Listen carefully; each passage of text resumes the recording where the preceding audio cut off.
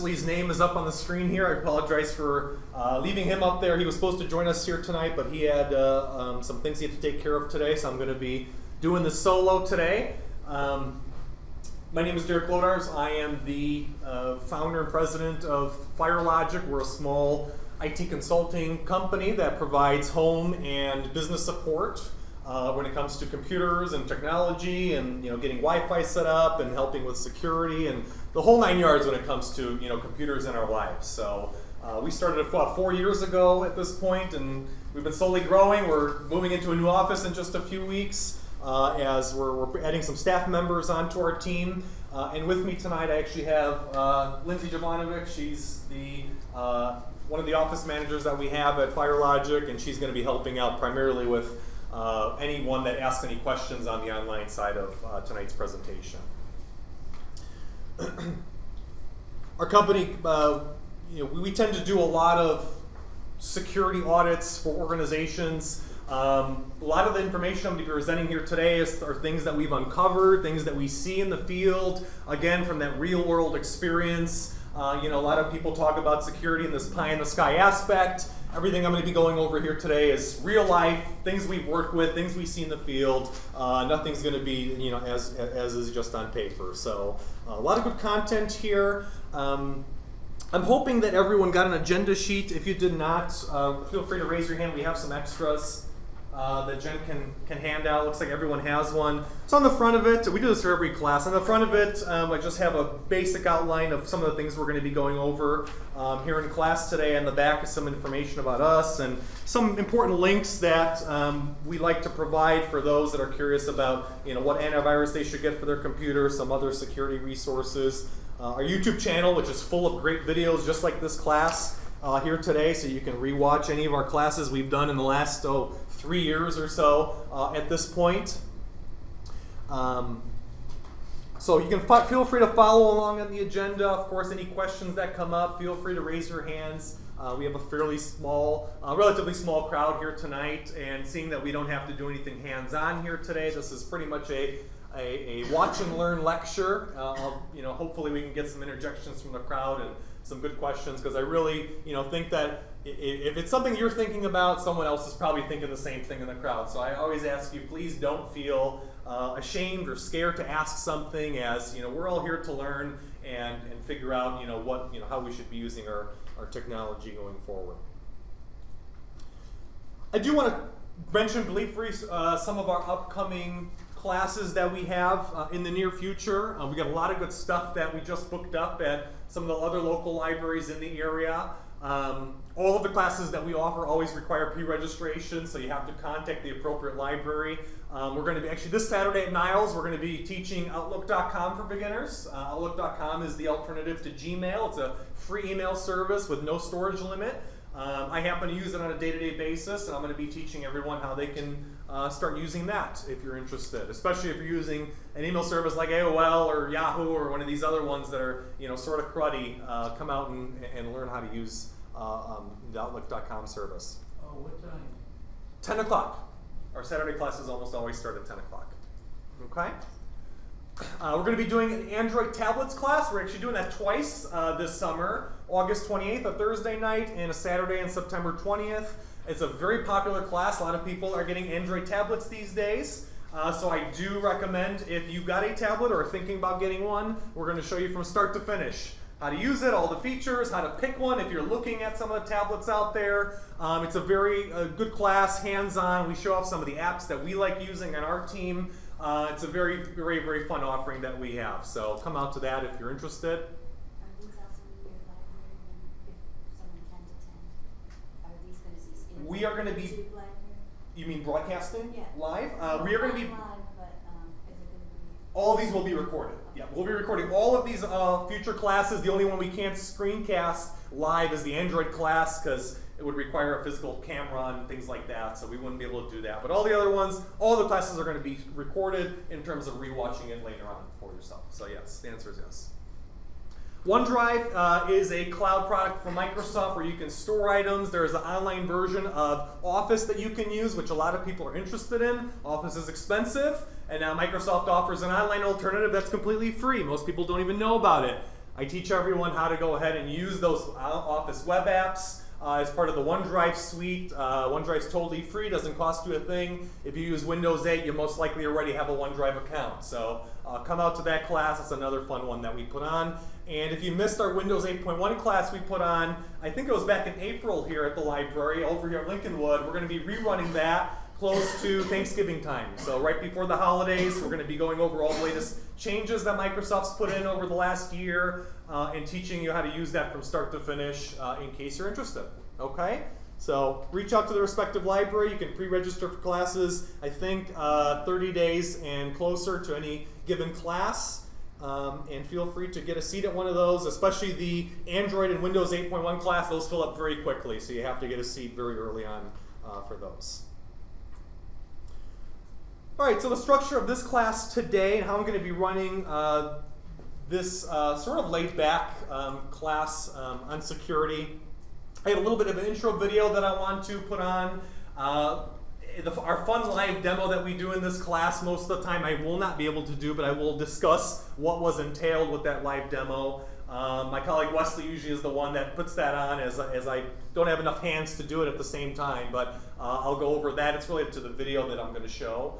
I'm going to have some myth versus fact slides. I reformatted the class and I like to present these informational snippets on security in a myth versus fact format because there are a lot of myths out there, and that's how these kind of improprieties are pushed and spread across numerous people. In terms of what's truth, what's false.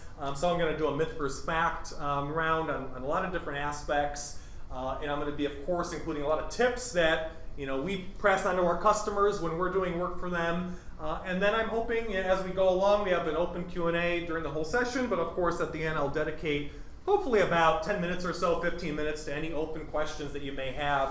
If it's something a little bit longer or something that you want to ask outside of the content that I'm showing as we go along, feel free to save that towards the end, as I want to go ahead and make sure that we can answer all questions in a nice, clean format for everyone.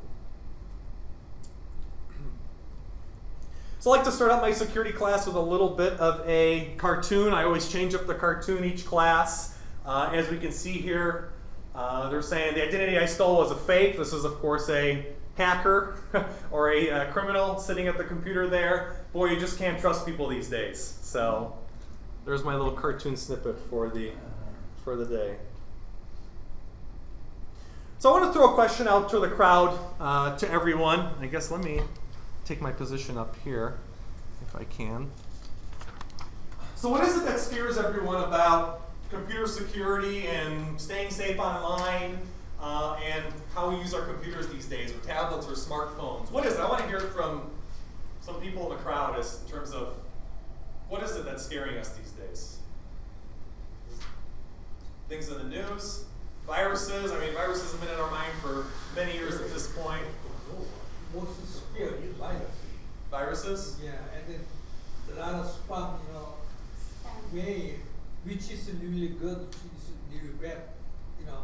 I feel I don't know interesting to open, but I'm scared to open. Mm-hmm. Spam messages, yeah. right? Okay.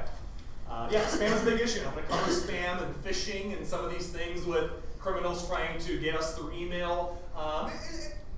The email threats are starting to taper off a little bit because all the good guys are starting to get fairly good at blocking these things. But yeah, email is still a big issue in terms of selling you whatever, the Viagra, all the free stuff, or trying to make money off of you. So yeah, it is definitely a big concern. Anything else out there that people are worried about? Charge cards, yes. Charge cards, like credit cards. Target, you mean? And, okay. even Marcus, yes.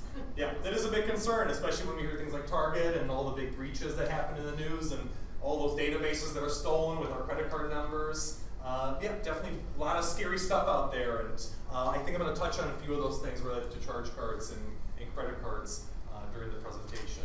Go ahead, Jen. Just my general privacy. I don't want people grabbing my data and making judgments about me. A little scary? Yeah.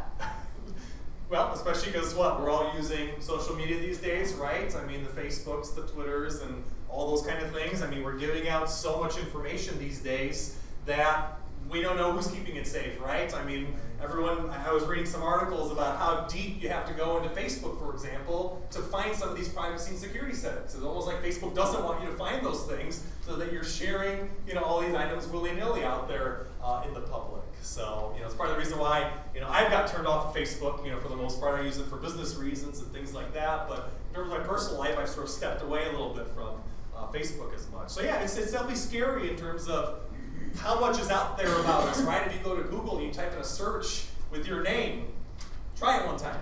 See how much information comes up about you. If you're very good and watch what is reaching the internet, you might not find that much. But I do a search for my name, and I'm finding stuff back from my college days and all kinds of stuff out there. Not bad things, but as my digital life has progressed, those things are out there on Google.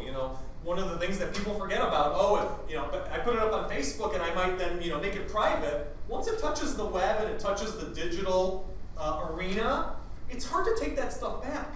It's because, things like Google and search engines are the all-knowing, ever-knowing, right? They love taking information, but they don't like giving it up. There's a big discussion in Europe going on about Google's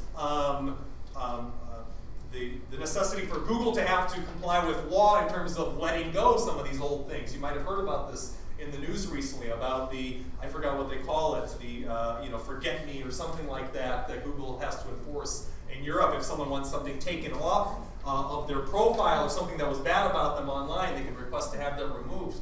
We don't necessarily have that kind of a requirement on Google in the United States. But we have to be mindful of what we're putting out on the internet these days. And I'm going to go over some of these things as we go along for the class today. Does everyone here in the room have a smartphone today? I'm just curious. No. If you don't have a smartphone, you don't have a smartphone. No. Okay. I have a tablet. Okay, you have a tablet. Okay, so you fit in the similar category though, because you have a PC on the go with you wherever you go. Okay. So everyone have a PC, or not a PC, most people have a computer, but a tablet or a smartphone in the crowd? No, a few that do. Okay. All right. Because that is another big arena, the phone area and the tablet area. A lot of people think that just because they're not computers that sit at my desk with a keyboard, that I don't have to protect them or be safe or put antivirus software onto them. So I want to go over some of those myths as well with everyone, because that is one of the biggest things I'm seeing misconceptions about when we work with customers. So we're going to cover that as well. Wi-Fi, it's going to be one of the first things we're going to cover. Just as we get started here, I'm going to show off a video that may open your eyes a little bit in terms of public Wi-Fi. Some of you are using public Wi-Fi from the Lincolnwood Library here today. So I'm going to show you some of the dangers about public Wi-Fi. I'm not saying Lincolnwood's doing anything wrong. I'm saying that there are nefarious people out there that do bad things on these Wi-Fi networks. And I want to show you and alert you to what you should be watching out for when you use public Wi-Fi. Okay? Does anyone have any questions before I get into the actual meat of the content? Go ahead. I have a question. Yeah. So there's certain public area like the Panera or Starbucks, they have their own Wi-Fi. Sure. So while we're waiting for something, I activate my phone. Okay. To use my phone, go email, Sure. searching something. Is it safe to use their Wi-Fi? In general, it is.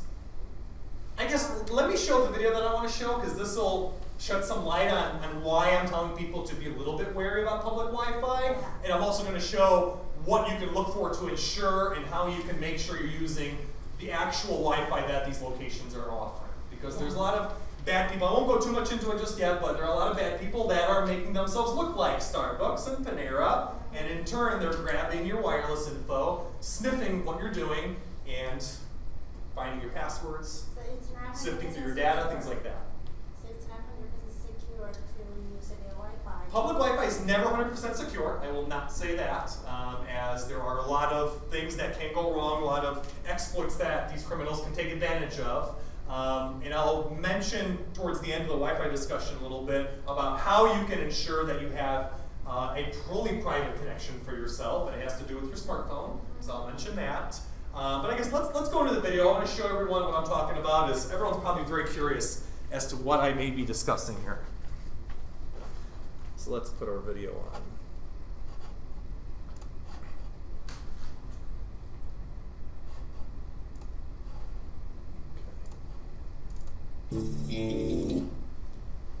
So So this was a clip that CNN did. They recorded the footage in one of the big airports in the United States or London. I forget where exactly it was, but the premise of what they're discussing is really the meat of what I'm interested in showing everyone here today. So let me go ahead and start this up here. Do full screen. All right. It's the most efficient way to use those hours lost in airports. Sending emails, researching, buying, selling, closing deals. The air here is thick with sensitive information transmitted across wireless internet connections, and much of that sensitive information can be read by anyone who knows how. This man looks innocent enough, a business traveller on his laptop. But Kiran Deshpande is an expert in wireless security, and he's watching everything I do online. So I'm connected to one of the open Wi-Fi networks here at Heathrow Airport, and I'm just having a browse around my favourite site. As I casually surf, Kiran sees all. You actually went to the business traveller page. That's what you've been doing. It's all there on his screen. This was pretty harmless spying, but it could have been much more serious. But if I was sending an email or doing some banking, would you be able to see that as well? If you send some passwords and some other stuff, anything that you're doing on HTTP is pretty much visible to me here. Using open public Wi-Fi is one security risk at airports. There's another, and it's more sinister. Sean Remnant is a white hat hacker. He's a good guy in the hacking world. First, he shows me how easy it is to scan the terminal's available networks. And then instantly, I'm seeing probably 20 wireless networks, with 4 or 5 of those having relatively weak security. Among this list of Wi-Fi networks, there's a fake, a trap. I have a colleague that set up what we call a rogue access point to lure someone in, and he's basically called it public Wi-Fi that we can see here. Now, that's my colleague's rogue access point. He's got a little access point that's no bigger than a matchbox that he's just got sitting on his lap, and that's now basically a public wireless service. And that's how easy it is. That's how easy it is. How hard is it to tell the difference between a genuine wireless hotspot and a rogue hotspot? If somebody really wants to capture your traffic, they will pretend to be the public hotspot service provider. So they will pretend to be your BT Open Zone, your T-Mobile, your cloud network. From an everyday traveller's point of view, you're going to find it very difficult to differentiate between good and bad. So are Wi-Fi zones best avoided? The expert advice is to surf securely using VPNs. However, when in a rush, we tend to sacrifice security for speed. Remember to stay alert. A cyber thief may be waiting to mug you in the most clean and bloodless way. Phil Flatt, CNN, London. Interesting, huh?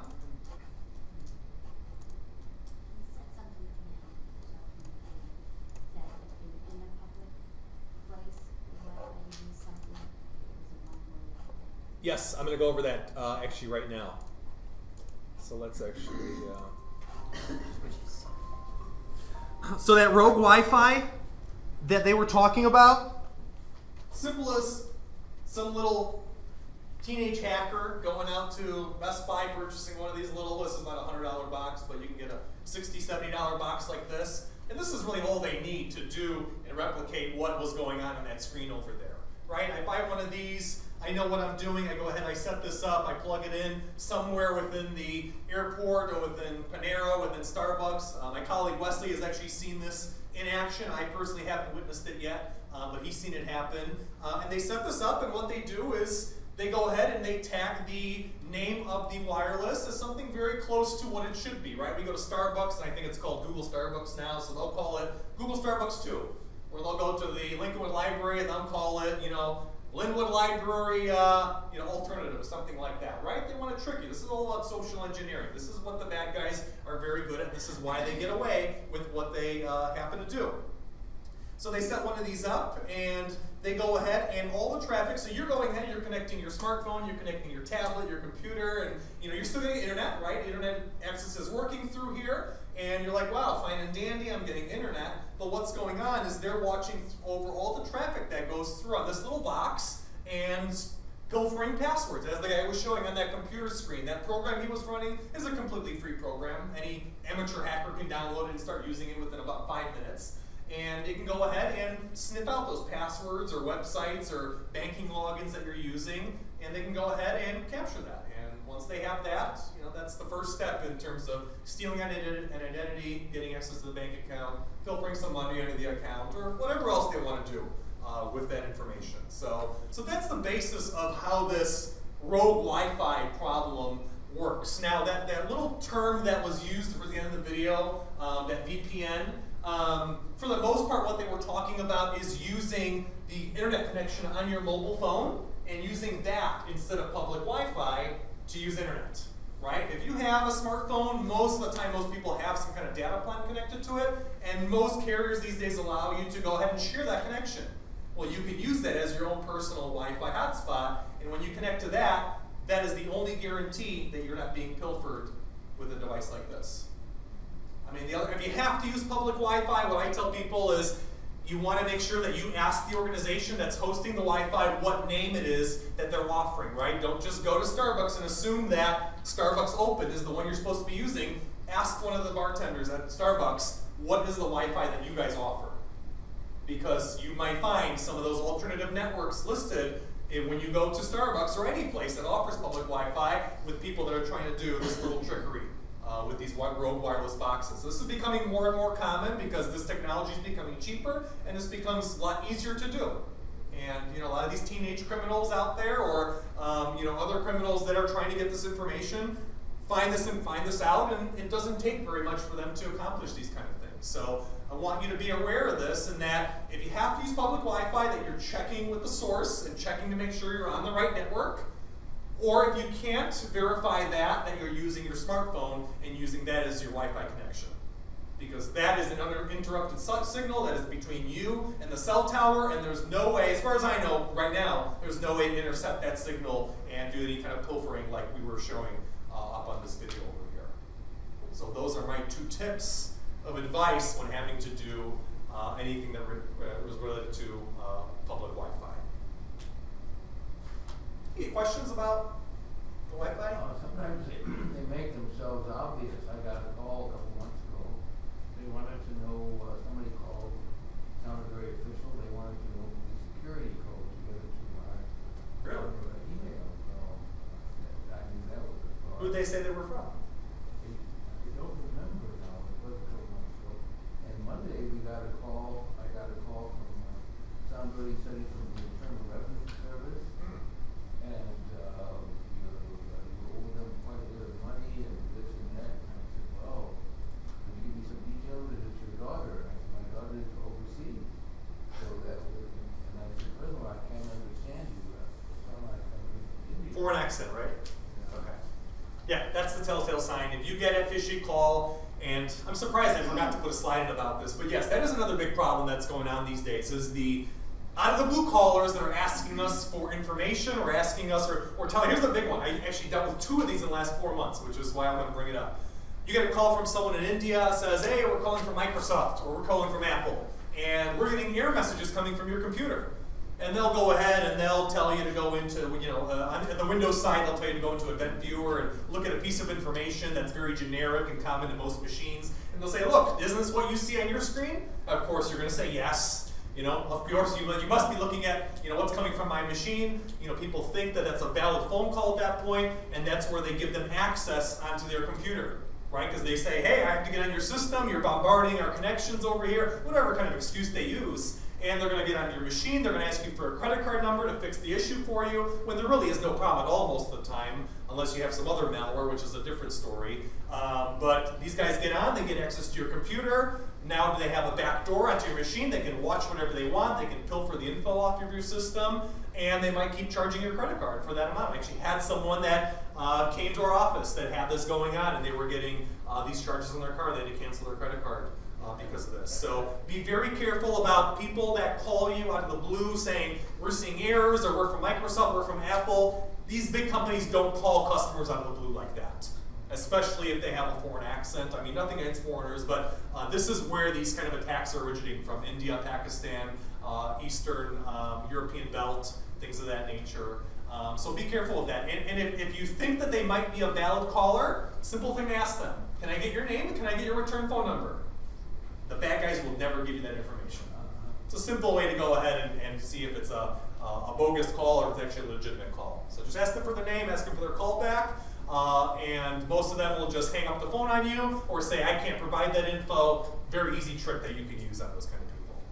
So be careful. A lot of charitable contributions, coming from out here. In terms of spam messages, you mean? No, it sounds like a legitimate organization. Help the dogs, help the cats, help. It depends. It's tough. It's tough because so many bad guys have abused the email system. It's tough to decipher, who's good. I would say if it's a good charitable organization, they're going to put a phone number that you can call, and you can actually ask them, did you guys send out this email asking for a donation? If they can verify it, then by all means, it's a legitimate email message. But if you can't call someone, if you can't verify with a live person that was actually from them, I would not be clicking on links, and I would not be donating any money to their credit card for things of that nature. Okay? All right. Yes? What are the devices that are called hotspot you can buy?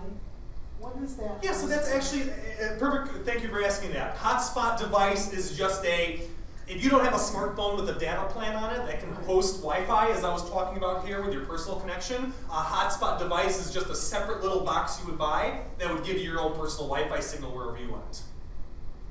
And they charge you like $30 a month for it, but you can take that little puck device and connect laptops and things. They're a little more durable, they can sustain more devices at once than just a smartphone. But for most people, if it's just you looking to get on your tablet on Wi-Fi or your laptop on Wi-Fi, I would say just put the data plan on your smartphone. Don't get a separate little hotspot device because you're going to end up paying more in the long run.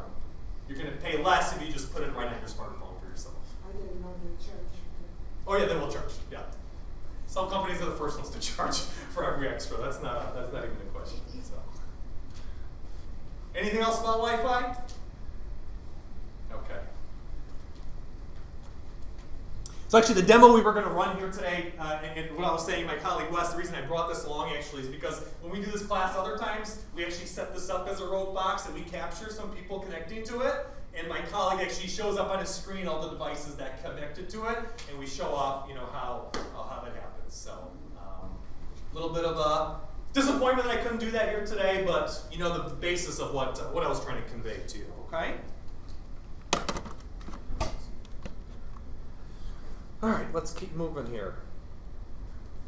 So I want to give a little background. I want to give a little bit of where do we stand right now? What does our security landscape look like in the world of computing? I'm not going to say computers because tablets and smartphones are joining all the computers out there, so they are all computing devices now. So when I talk about security here today, do not think of everything in just of an aspect of computers, because that's not the case anymore. More people are using smartphones and tablets now to do risky browsing online than they are on their computers. So it's an all-inclusive term that I'm going to use for the sake of my discussion. So these are some numbers that Symantec released in their Internet Threat Report last year. It's a document that we use to sort of see where all the big threats are heading in the industry and what are some of the biggest things going on out there right now that we need to warn our customers about. So as we can see here, a lot of us probably already knew, but we have 378 million victims of cybercrime. Most of that is identity theft going on per year in the form of credit card theft and big databases being leaked by organizations, things of that nature. And that's actually, if you can't read this, I'm going to state this one out loud. That is 2.8 times as many babies that are born each year. So we have a lot of cybercrime going on, and it's becoming more popular by the day. And again, these numbers are retrospective of the up to end of 2012, as this report was from last year. This is not even the latest number. So these are going to be higher when the new report comes out. We've got over 1 million victims per day of cybercrime. That's no surprise anymore. And every 12 seconds, we have someone that is losing their identity or getting information stolen from them. So it's important. I want everyone to be aware that we have to take this stuff seriously. And again, we're not here to scare everyone. We're here to just make sure that just because you have a smartphone or a tablet, you're connecting to the web, you have to make sure you're browsing in a safe manner and not becoming one of these latest statistics here. In 2012, we had a 42% increase in targeted attacks. Targeted attacks are things like those phone calls I was just talking about. Things like organizations that are being specifically targeted with social engineering to get past the gates and steal information, things of that nature. So those are targeted attacks, and those are becoming much more popular. The number of new vulnerabilities that were released in 2012 at a little over 5,000. Not as bad as 2010, but again, definitely crept up over 2011. Average number of identities that are exposed per breach as of 2012. This is probably higher now. 604,000 identities. The targets, the Neiman Marcus's, the JCPenney's, all those incidents, that is the average looking at the whole landscape of all these identity thefts and targeted breaches that are going on across the landscape. And here's the big one I want to make sure that everyone sees. Mobile vulnerabilities. In 2010, we had 163. In 2012, this is about 2 years old, a little under 2 years old at this point, 415 mobile vulnerabilities. Now again, I'm not sure if they consider that families of malware plus exploits that the hackers are finding on the mobile operating systems, but as a whole, as a conglomerate, we had over 400 of those come to light in 2012, and it's only becoming worse. Android is a very infectious landscape right now. Anyone with an Android phone will want to listen to some of the next slides I'm going to have coming up in a little bit, as the Android scene is a very troubling scene right now, and we have a big issue because Google and the makers of these Android handsets are not warning everyone in terms of what's going on, and we have this ballooning situation with security threats happening. It's sort of what we saw in the Windows sphere in the year from about 2000 to 2003, where Microsoft said, hey, all is well, there's nothing going on, and as we all know, the virus scene was just ramping up on the computing side back then. So this is sort of what's happening to the Android smartphones primarily. I will not say that any smartphone out there is invulnerable, but Android is the one that's really being picked on the most right now. In terms of spam that's going out, this chart's a little bit hard to see, but a number of billion spam messages going out per day. 2012 saw the lowest amount. As I said, the situation's getting better. Spam technology has been getting better the last decade or so. I mean, it's one of the things that we've been looking at for the longest time at this point, so not shocking that that is going down. But again, 30 billion spam emails per day. That's a lot. We don't see most of that, as most of that is getting filtered out, but that is a lot of mail that is going out that has no value to anyone. Percentage of all emails that have malware embedded into them in 2012, 23% of all emails. So again, we're getting better, but still over 20% of messages have some kind of malware link embedded into them. Those click on this link and take me to this page or purchase this or whatever it may be. So 1 in every 5 messages at least has some kind of link hidden in it to cause some kind of a malware infection on our computer or tablet or something of that nature. And then 1 in every 291 emails, they're saying here, has a virus included within it. And that was as of 2012. I think that number has been getting better, but still that's quite a high number of viruses that we see in terms of infections that are still going out there. And we were talking about phishing. 1 in every 414 messages is a phishing email as of 2012. And I think that is getting a little bit worse, because I heard that phishing is one of the areas that people are trying to really exploit. And phishing is a message, again, the difference between spam and phishing. Spam is just, let's put it this way. Spam is just like when you get the mailers at home, right? The advertisements that come for the grocery stores. It's like that. Some of us may want it, most of us don't want to see that kind of stuff.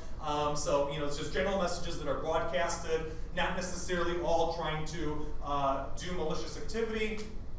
But phishing is actually in messages that have a direct intent to harm or steal information or corrupt your computer or things of that nature. So phishing is a family of messages that have no other objective but to cause some kind of issues in your life. Okay? So that's what phishing means if you hear that in the news.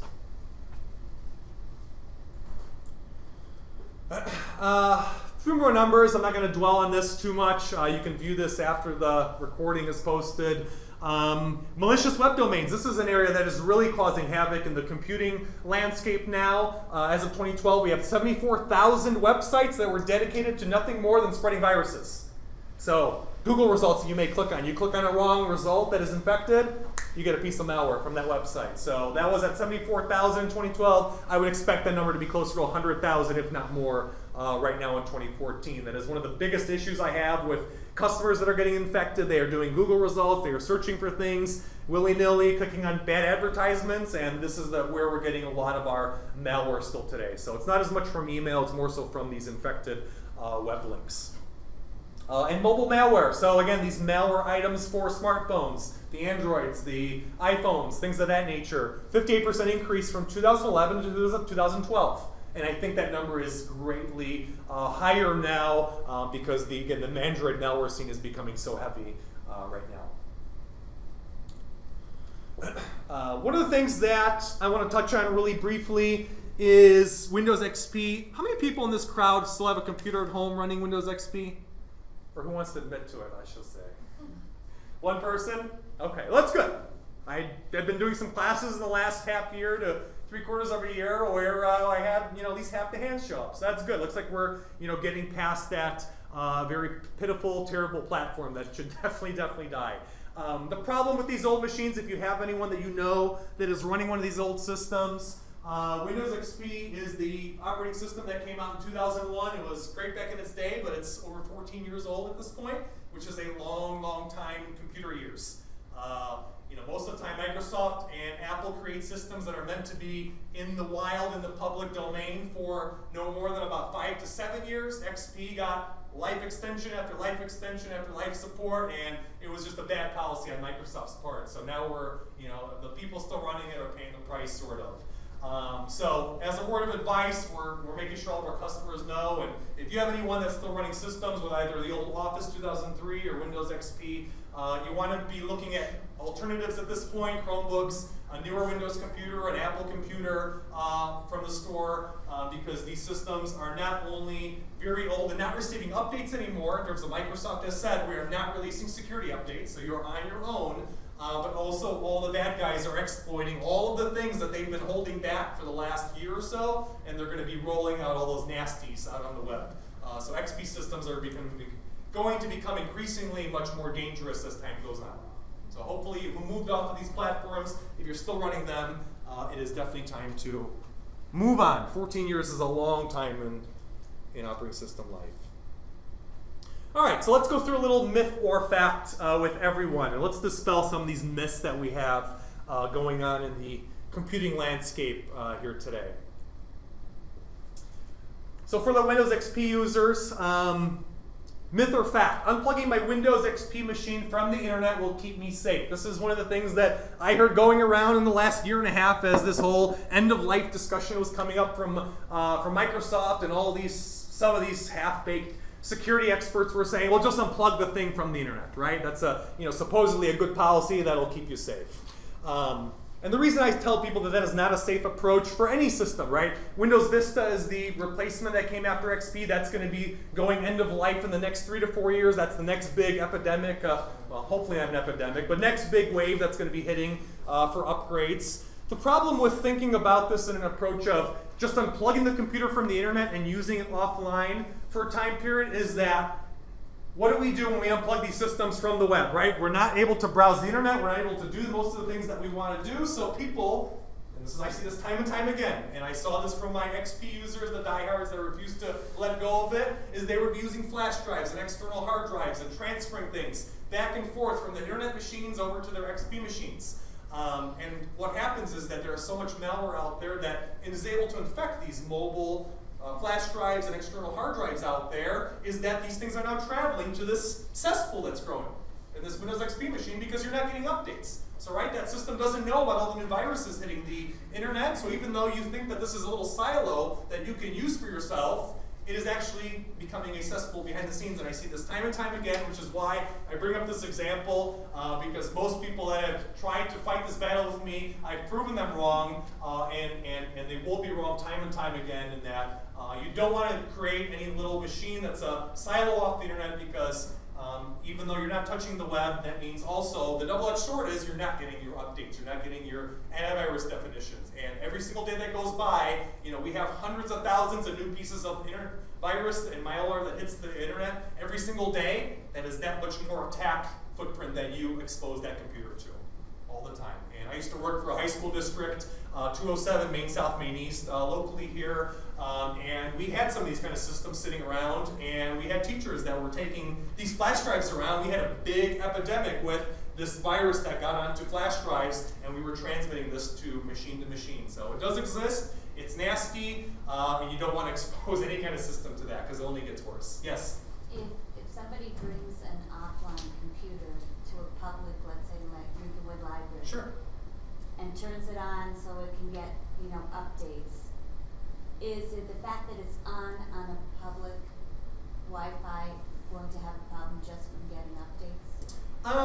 I mean, that's a good middle ground, I guess, if you're going to do something like that to get updates from a public setting, of that nature. But remember, when you bring it to a public scenario like this on public Wi-Fi, where we probably have 50 to 80 people on Wi-Fi right now, and of those, I'm guessing, just a wild ball guess, that at least a third, probably a quarter of those don't have any kind of protection.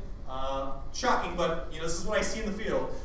So all those machines without any kind of protection that are broadcasting pieces of malware, right, across the network. And once you're in the same network with someone, right, any of these things can hop quite easily. Unless they have very advanced wireless security that prevents that, this kind of thing becomes very, very easy to do. So that system that's unprotected now is on this, so to say, cesspool with some other nasties that are floating around. And now those things have such an easy time because your system, maybe wasn't updated for half a year or so, and at that point it becomes a dangerous situation. So that's where I would say you might want to do your updates at home before bringing yourself into a public scenario like that, because it becomes a very dangerous situation when you have that many unknown computers that might have things on them that are broadcasting and could be hopping between machines.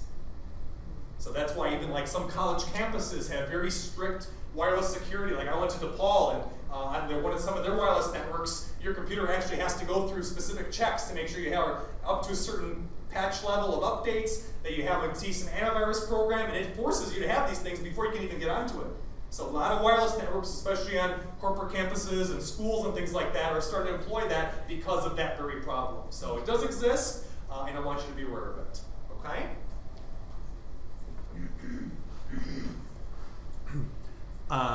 And this actually goes along with Mike's discussion. We're going to be past this in just a second here. This is actually a chart that Microsoft released. Microsoft is the all-knowing because, right, they make Windows and they can have access into all the Windows systems across the world. I'm not saying they're spying on you necessarily, but they do get statistical numbers based upon their tool. They actually release a tool every single month for the last 5 to 7 years. It's a tool called malicious software removal tool. It is an attack tool that comes out on a monthly basis that is meant to hit and destroy all the most common viruses out on the web.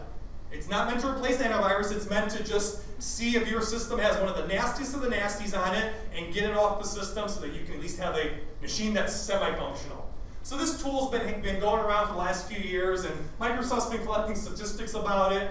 For every 1,000 Windows 8 machines that tool scans, less than one of those systems, 0.2 systems, has some kind of infection on it. For every 1,000 Windows XP machines that it scans, they find almost 12 infections. 12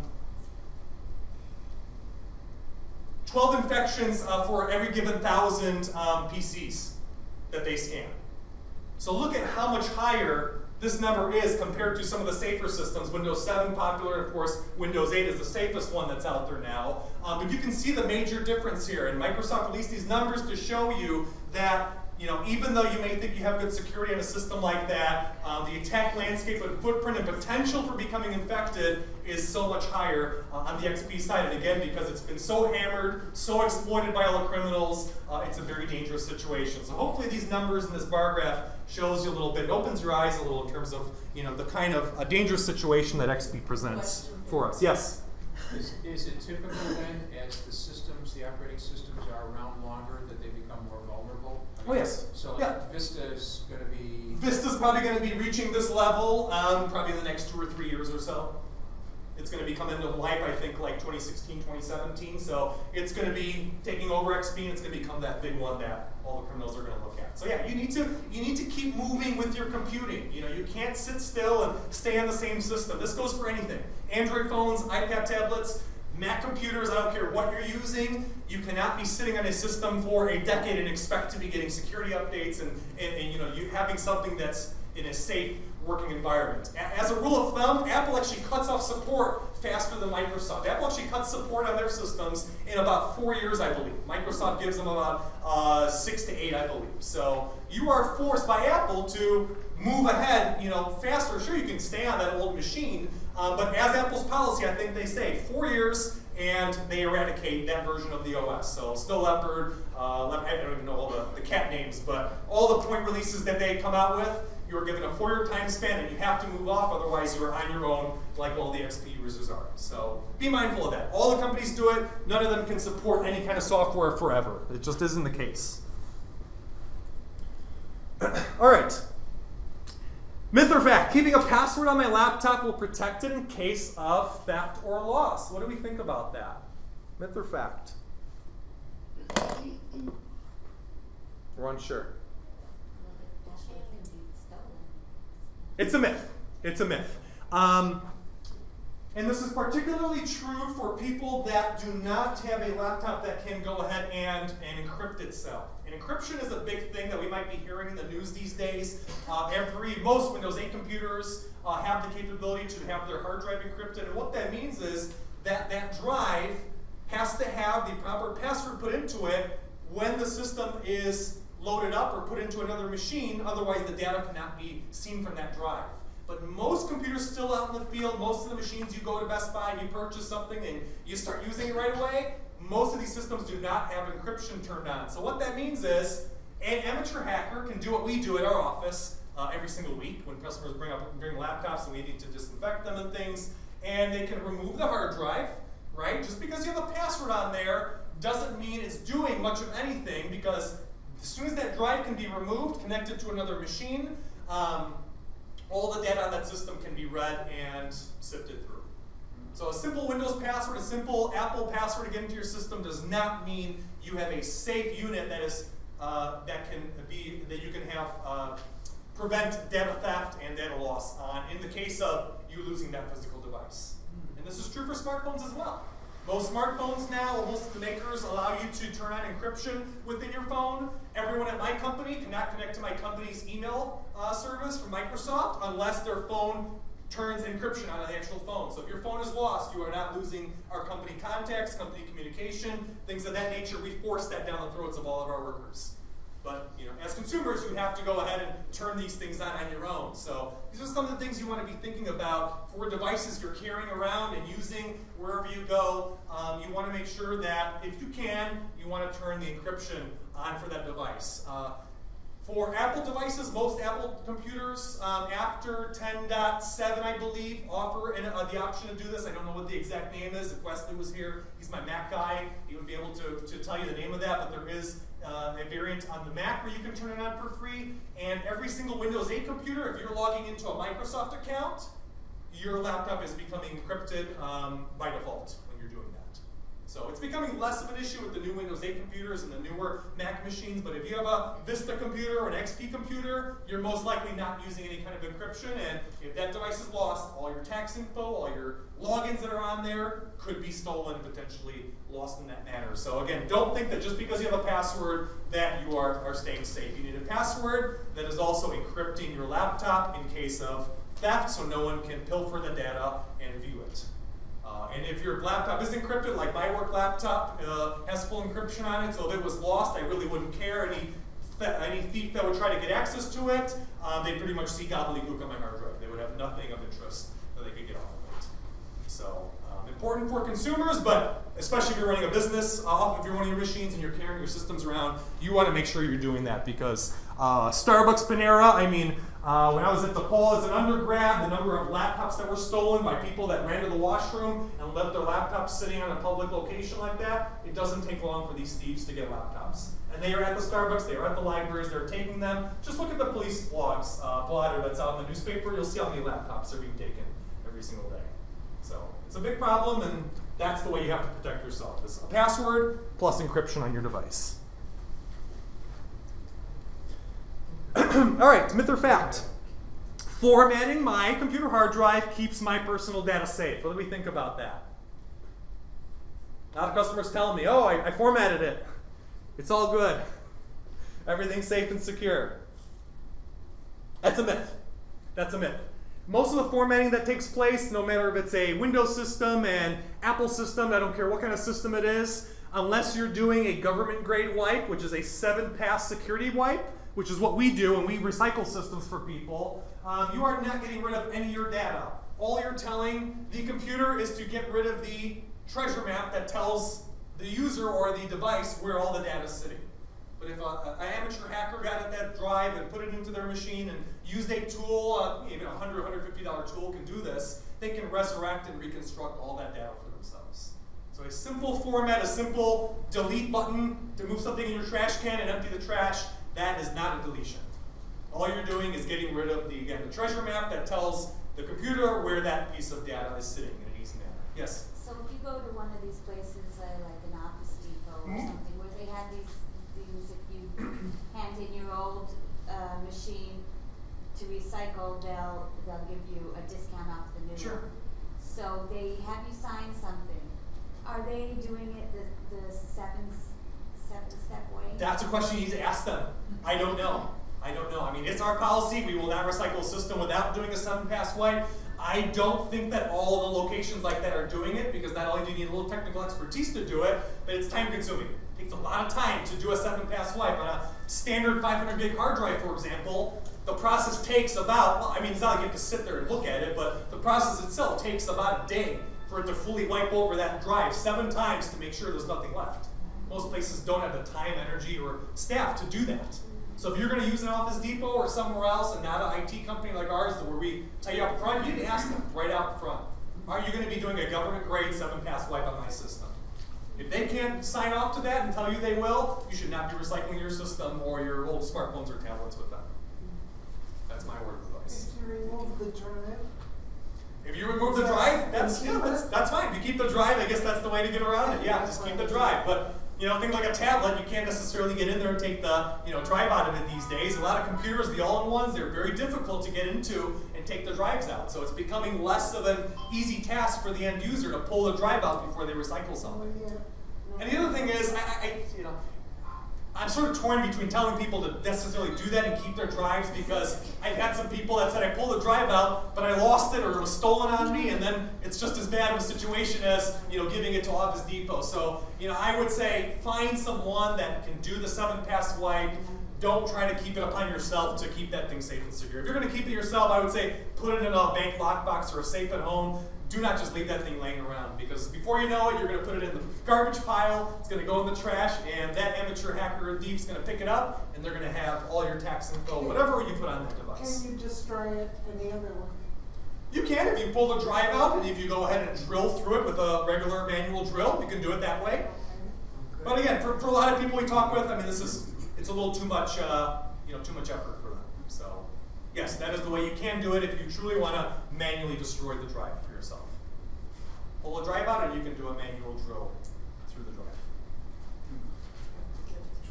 You have to get a drill, yeah. So that's why it's becoming a little more difficult just to do it on your own. I say just find an expert to do it for you. It's not worth the potential of losing that information. Any other questions about drive formatting? Okay. Here's another one. This is another one that's becoming very popular in public places, like airports. Very popular. I was traveling just last year, and I saw one at every single airport that we went through, including O'Hare. Public phone charging stations are considered, or people consider them pretty safe. Do we think that's a myth or fact? Well, my pattern is growing here. Most of these things are becoming myths. It's hard to ask the crowd at this point. But that is actually a myth. Here's one of those charging stations. Most of them function in a manner where they go ahead and they ask you to pay whatever, $1 or something like that, and go ahead and get your phone charged for your device. These things were safe, I would say, a few years ago, but what did the criminals do? They went ahead and they're exploiting these things now because they are putting on little adapters or dongles that go between the actual connector that plugs into the device and to your phone. And what does that do? That is sucking the information off of your mobile device. And this happens. I know it happens because I was reading an article about this, and of all the people that you would not imagine this would happen to, they actually had a security conference where all the biggest hackers and crackers and you know, all these guys that are knee deep in this kind of security. I'm an amateur compared to some of these people. They have a yearly event in Las Vegas that they host for themselves to see who's the best hacker, things like that. And one of these guys put one of these devices out there and was able to actually siphon off data from a lot of the smartphones. And they did a presentation on it. They showed all of the smartphones that they were able to intercept and pull data off of. And again, it wasn't malicious. It was meant to just expose the fact that this is now a big hazard and a big problem. So if I were you, carry your own charger. Don't use these public charging stations. I mean, there's open wall sockets at most of the airports now that you can find, or business centers at these locations like hotels. I would not be trusting devices like this because as the average person, most people don't know how to see if an adapter or has been compromised. I mean, I would even have a tough time potentially to see something like that. So I would say stay away from the public charging stations. They are a risk now, this day and age.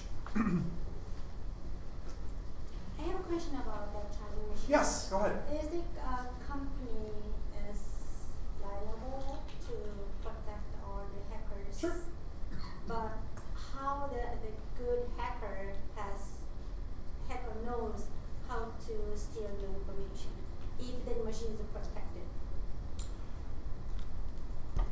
It's tough to say that these machines are protected because if someone can get their physical hands on the connector on a phone, say a criminal goes ahead and rents one of these little charging spots on this device, right? How would you go ahead and secure and 100% say that adapter hasn't been compromised if a criminal can get their hands actually on it? There's no way, as far as I know, to just put your phone in a box and have the machine just plug it in for you, unless they do exist. I haven't seen these. All of them require you to put your hands on the adapter to plug it into your phone. And that is where the problem lies, is because that is where the bad guys are using the connectors and compromising them and making it look like everything's okay. And you would never know. And that's why these are becoming such a big issue. So unless we have new boxes that are made where you stick your phone in there and your hand and cannot get access to the actual connector, which it's going to be a hard thing to do, until that happens, the adapters, of course, can be compromised. Yes. Just like credit card swipers. Same thing, credit card swipers in stores. What was it? Was it TJ Maxx, I believe, was the one that had a lot of their credit card terminals that were compromised, right? And these are just things that we swipe our credit cards on. And there were fake adapters put on these things that people didn't even know were actual compromises. And this is where they were filtering a lot of the data. They were just going ahead and being middlemen between the connection to the bank and the credit card terminal, and they were just siphoning off credit card numbers by having an adapter of that sort on these devices. So that is the same kind of thing, but in a different context than a credit card terminal. So if they could do it on that, it's very easy to do on an adapter and a phone charger on something like a phone cord. So It's scary. it is scary. That's why I want to bring it up. I don't want any of you to become victims of something like that. So yeah, be very wary of those charging stations. Here's another one. We have this discussion all the time with our customers. The free antivirus products that are out there, AVG, Avast, all of that free stuff that is advertised as the free AV, they are considered as good as the paid programs. I think most of us know that is going to be a myth at this point. This slide's a little bit small, but I'm going to highlight some of the numbers. These actual numbers and these statistics were given to us by a completely mutual party virus bulletin. These are like the consumer reports of all the antivirus industry. These guys take all the products on the market and they test the heck out of them to see how they're doing. And these guys that made this chart, very similar. AV Comparatives, they're another smaller firm that tests antivirus day in, day out. This is their job. And they have found time and time again, and the reason that we hark on this is because, not because we're being paid by these antivirus companies in any way, but most of the time when we get systems in the office running Norton and McAfee, or AVG especially, or Avast, these are the ones with the worst infections on them. And everyone's so bewildered and asks me, what, I had protection on my system, but it just wasn't good enough. The bad guys are too good these days, and this is what I tell all my customers that, try to tell me that, I'm wrong on this. No, the bad guys are too good, and the reason that they're so good is because a lot of these free products that are out there, like AVG, which is near the bottom of the list here, AVG at the bottom of this list, just as an example, they just don't have the capabilities without having a paid income stream to be able to keep up with the bad guys. I mean, when we're talking about the number of pieces of malware that come out on the market every single day, I think on the Windows side, it's something like 10 to 20,000 new strains of malware on a daily basis, pounding the web. And the good guys, the guys that do a good job, like Kaspersky, which we like, and ESET, they have the teams to be able to siphon through and pick through and make sure that the updates they're releasing are catching the stuff. The free guys just can't do it anymore.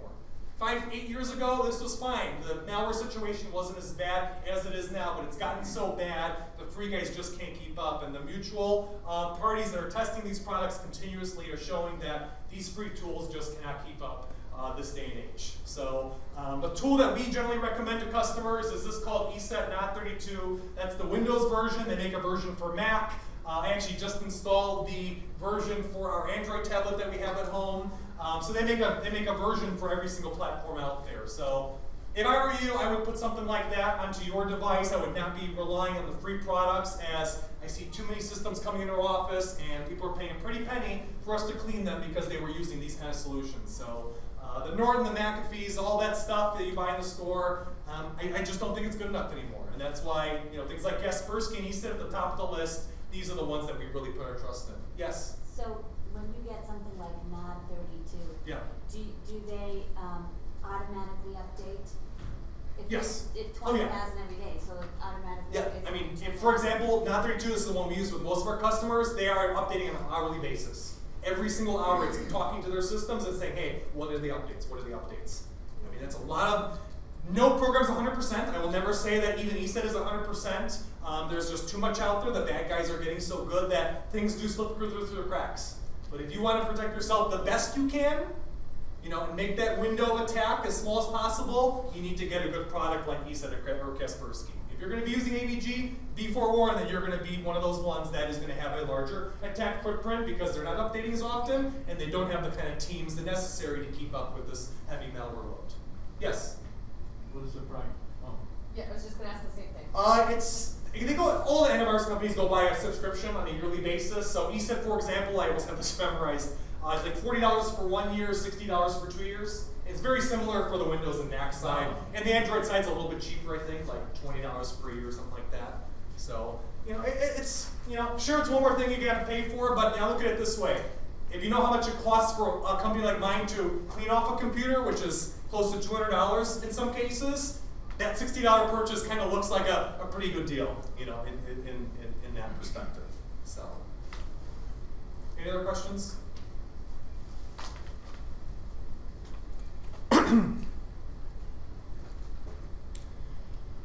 All right, here's another one where me and my colleague Wesley tend to have a lot of debates. But this is another myth that is becoming larger and larger and out in the field, and I hear it all the time.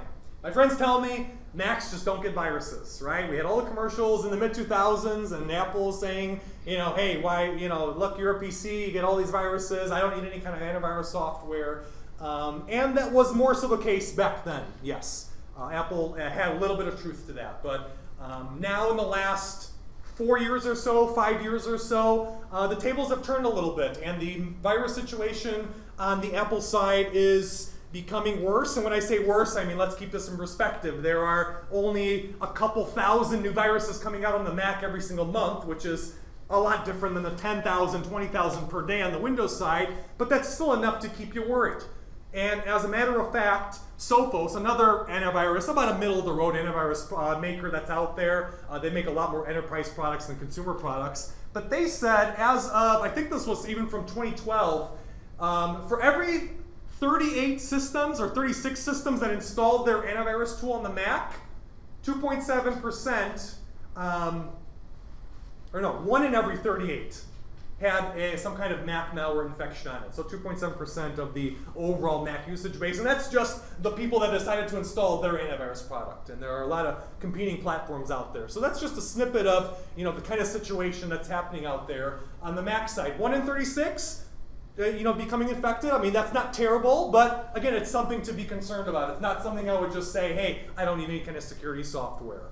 And as we can see here, 2011 to 2012, we had double the number of malware Mac threat families come out. And families are considered as overarching families of or strains that the criminals make, and then there are a lot of different sub-strains that are created off of that. So there are 10 major, or were 10 major families that were out as of 2012, and it's now 2014. I would expect that to probably be closer to 15 to 20, seeing the trends that we're seeing on the Mac side. So it is becoming an issue. I do want you to know, to be aware of it. It's obviously not going to be as big as on the Windows side because we're talking about populations of users, right? 90% of the world uses Windows, 10% or less uses a Mac. Of course, they're not as big of a target, but they are becoming juicier as more people switch to Mac. So let's keep that in mind and make sure we're not believing in that myth any longer.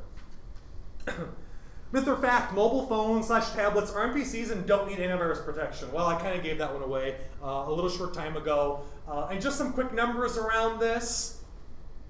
USA is one of the countries with the largest problems with mobile malware out there.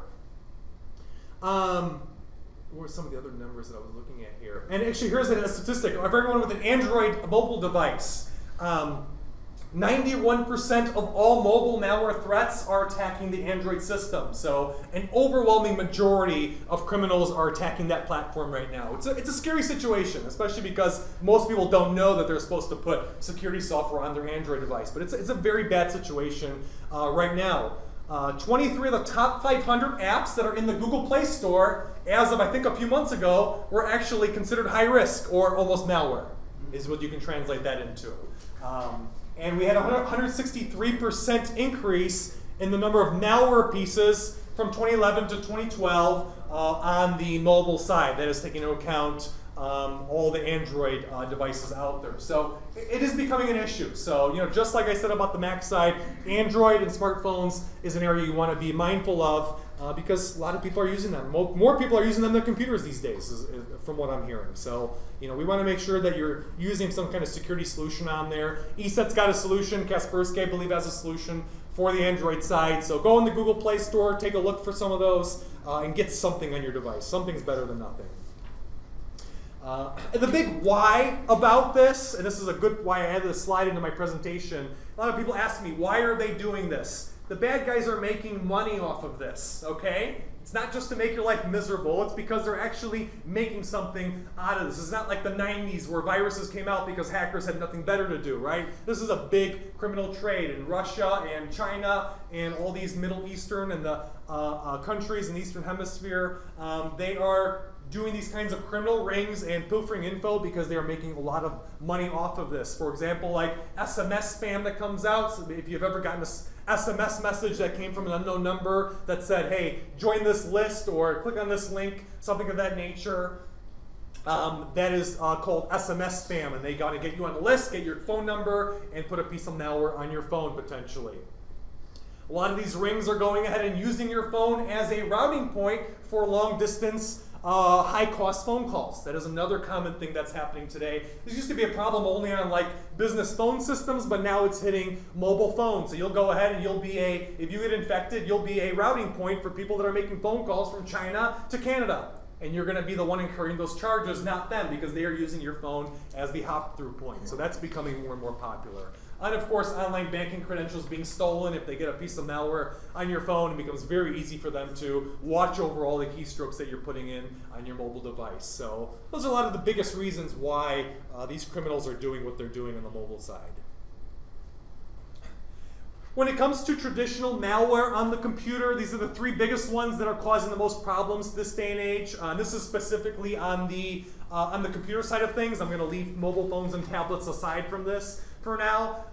Anyone ever get the FBI virus? Your computer was locked?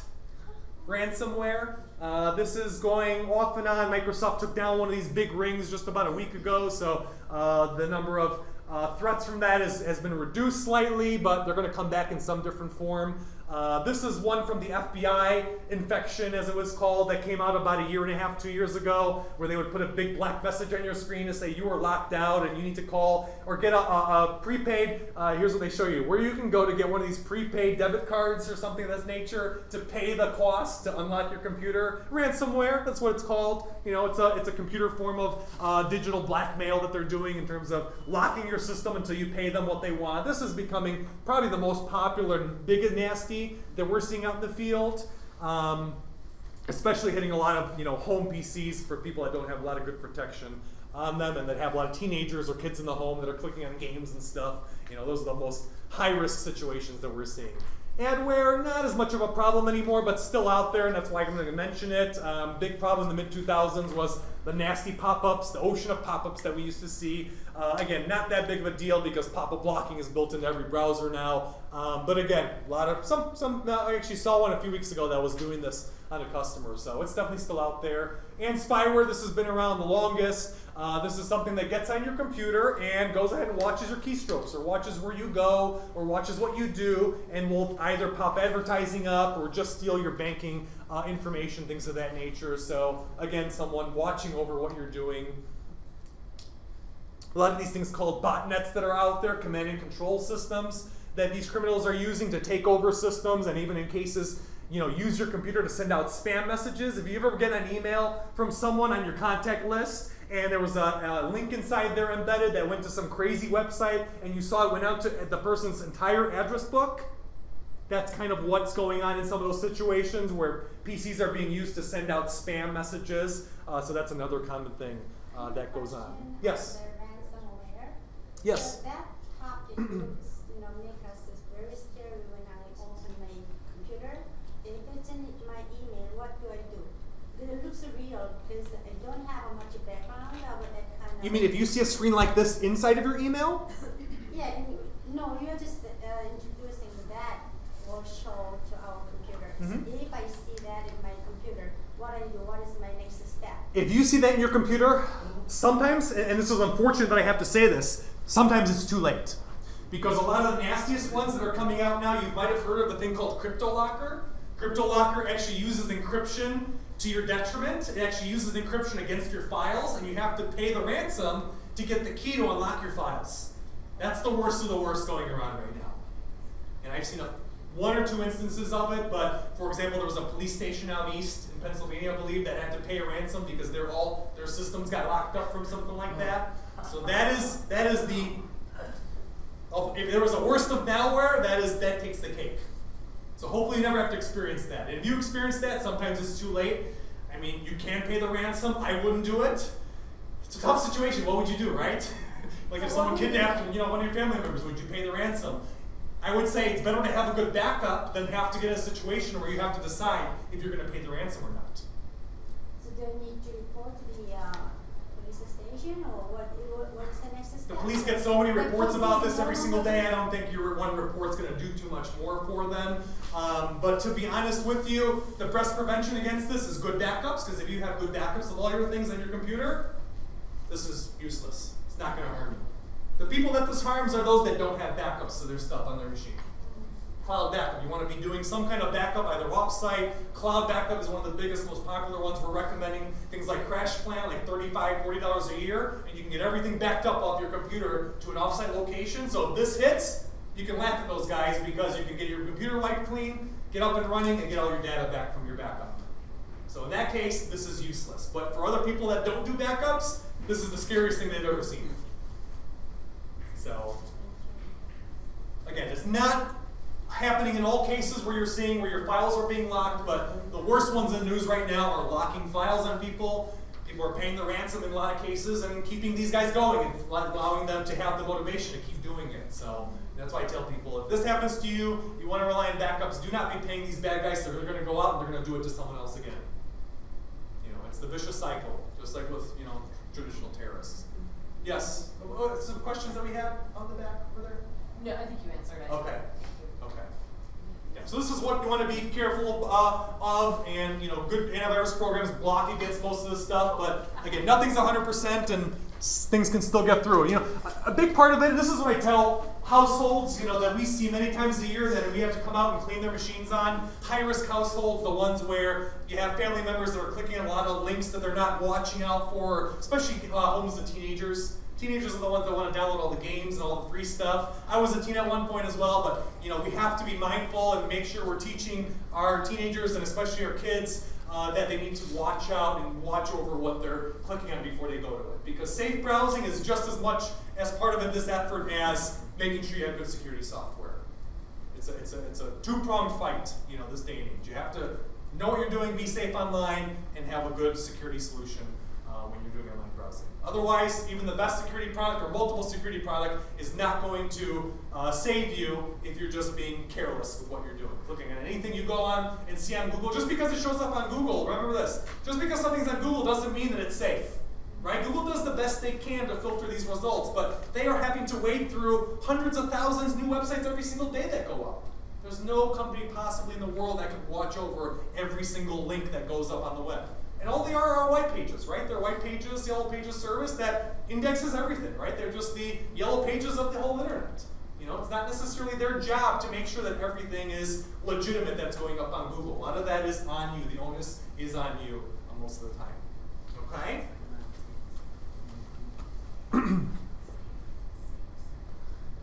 This is something, this still goes on as well. This is another kind of fake antivirus that happens a lot of times. The program looks like it's legitimate, and these were very popular, I would say, about 2008 to 2011, 2012. They've tapered off a little bit because a lot of the big security products have been fighting off against them so well, but they still do exist. So I want you to make sure you know when you see something like this, especially something that wants to scare you. So the way these fake antivirus programs work, you click on some kind of infected advertisement on the web, a box pops up on your screen. This happened on Mac machines as well about 2 years ago. I think Flashback was what it was called. It was the biggest infection that Mac machines ever saw. So it exists on both sides. And a program or window will pop up on you saying, hey, we're scanning your system, and we found all these infected files on your machine.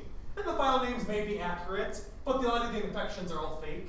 And what they're trying to do is scare you and trick you into purchasing the product. They'll probably put a big button that says, hey, you can purchase the program or somewhere up over here in one of the corners. So be careful for this. No legitimate antivirus program is going to be this in your face about purchasing it and forcing you into a scan. A lot of these try to prevent your mouse from clicking out of it. That's the kind of telltale signs that this is something fake and it's too good to be true. And it's trying to scare you and work on your, work on social engineering to get you to purchase this free thing, which is all it's going to do is steal your credit card number and purchase a bunch of things from Eastern Europe, things like that. So be careful for these kind of things. If you're going to be installing any kind of antivirus, make sure it's from some kind of trusted name. If you don't want to use ESET or Kaspersky, at least make sure that it's from a legitimate website from the manufacturer of that product. Do not click on advertisements to install your security software. Okay? Any questions about that?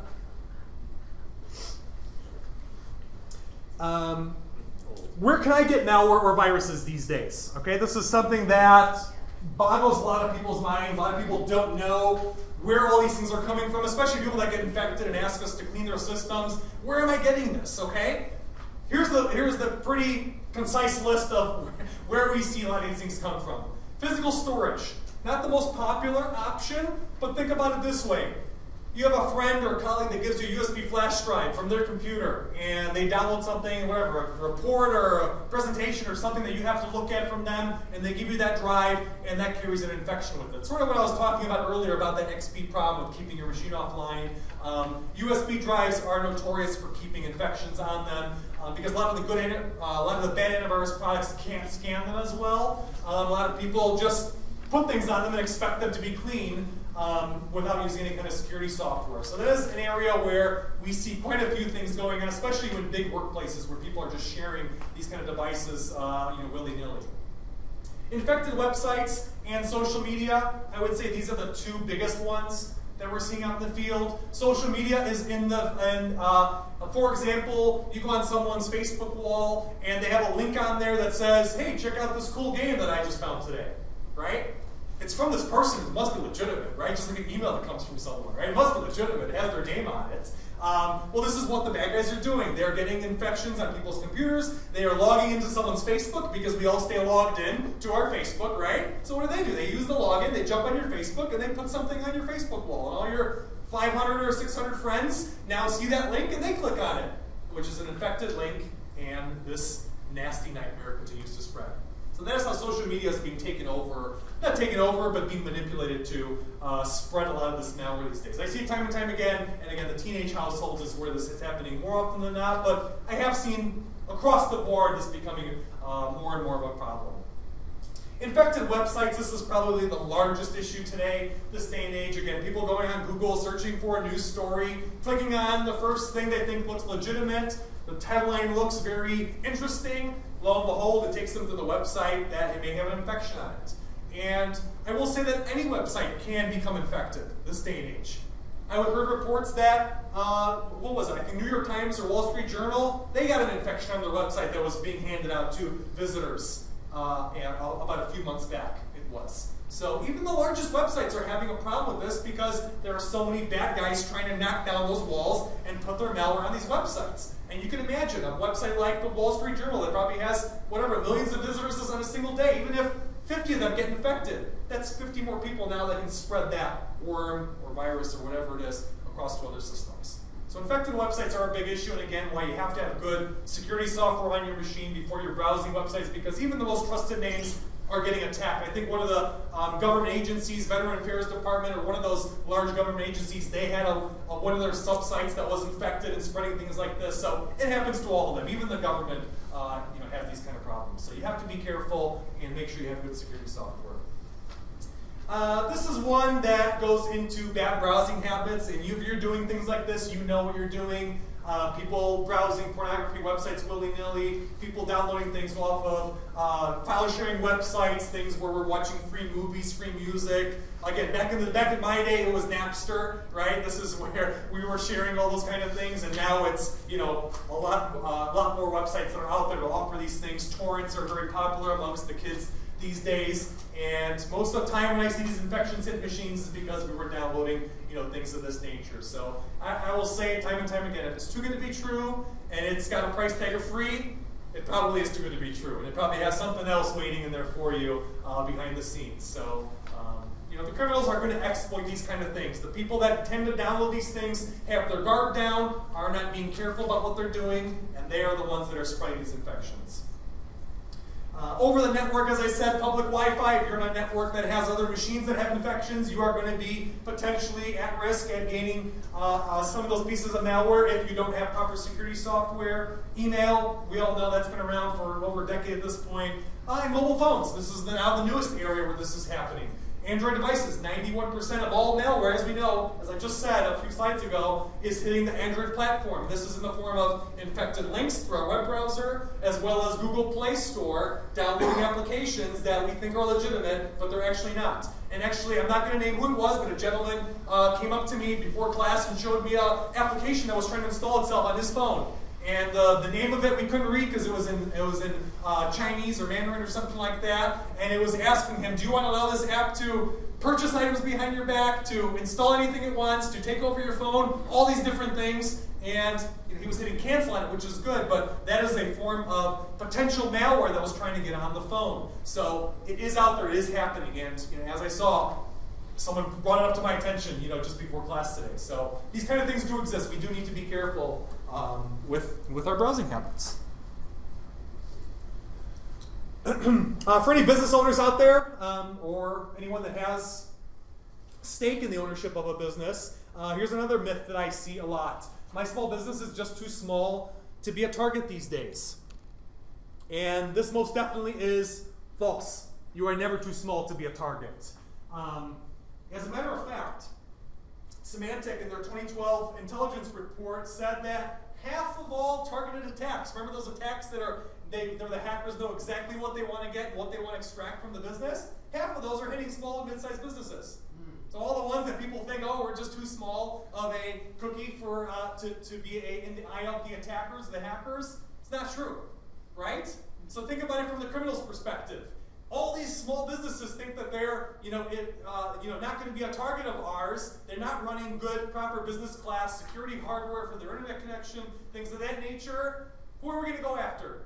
Fortune 500 that is a full IT staff of 30 people plus all the best equipment to keep them safe, or the little small business that they can easily get past these little home-level wireless boxes that they have in place, keeping their internet connection safe. This is why the small businesses are such a big target today, because small businesses are being naive and thinking that they are not a target. They definitely are, and the hackers are taking advantage of that mentality in the same manner they're taking advantage now of the Mac users that have been thinking that they are invulnerable for so many years. So let's not think that way, because remember, the criminals are always one step ahead of what we may be thinking. And I think this is the median cost of downtime per day for a small business that gets hit with a major cyber attack.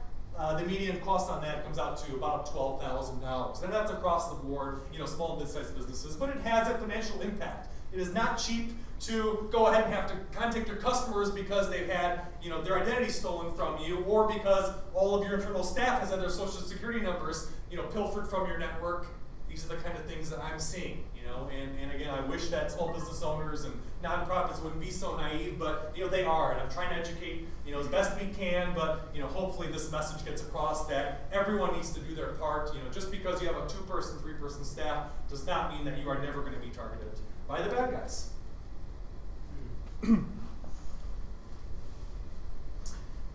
Passwords, another topic I love to discuss. All right, let's do a little survey here. Out of everyone in the crowd, raise your hand if you have a password, maybe your primary password. I'm not going to ask about all your services, but the password you use most often, raise your hand if that password is at least 8 characters long. Okay, so a little more than half the crowd. Keep the hands raised, keep the hands up in the air actually. Of those, how many of you also have a combination of numbers and letters in that password? Lost 1 or 2. How about also special characters? @ symbols, exclamation marks, question marks, things like that. Okay, that's pretty good. Boy, this is probably the best response I've seen in a little while, because usually at the last one, most of those hands go down. Most people do not have those special characters in play on their password. That's good. Strong passwords, and I'm going to mention a little bit about strong passwords on one of the next slides. Passwords are important. Passwords have been around for as long as we've been using computers. They are a terrible form of security, I will fully admit, and I think the computer industry and the security industry at large needs to figure out a new way of securing our important information, because passwords, to be honest, are quite terrible, and the kind of technology that bad guys have to get past passwords is too good. And I'm actually going to show something in one of the next slides to sort of open your eyes a little bit in terms of how bad the situation can become when you're using passwords that aren't strong enough. If you're curious about how strong your password is based upon some of these best practices I'm talking about, you can go to the website, howsecureismypassword.net. Very simple. Howsecureismypassword.net, and you can put your password on the screen, and it will rate it. It will tell you exactly how strong it is and how long it would take a criminal to break into that password or get past that security for you. So test your password out. If you think you got a good password, go see what that website has to say about it. You might be a little surprised.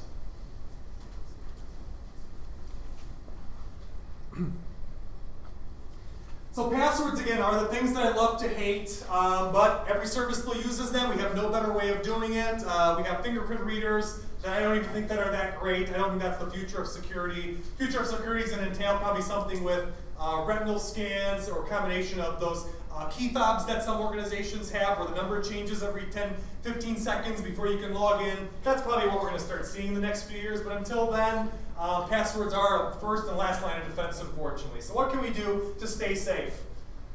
Passwords on sticky notes by your computer.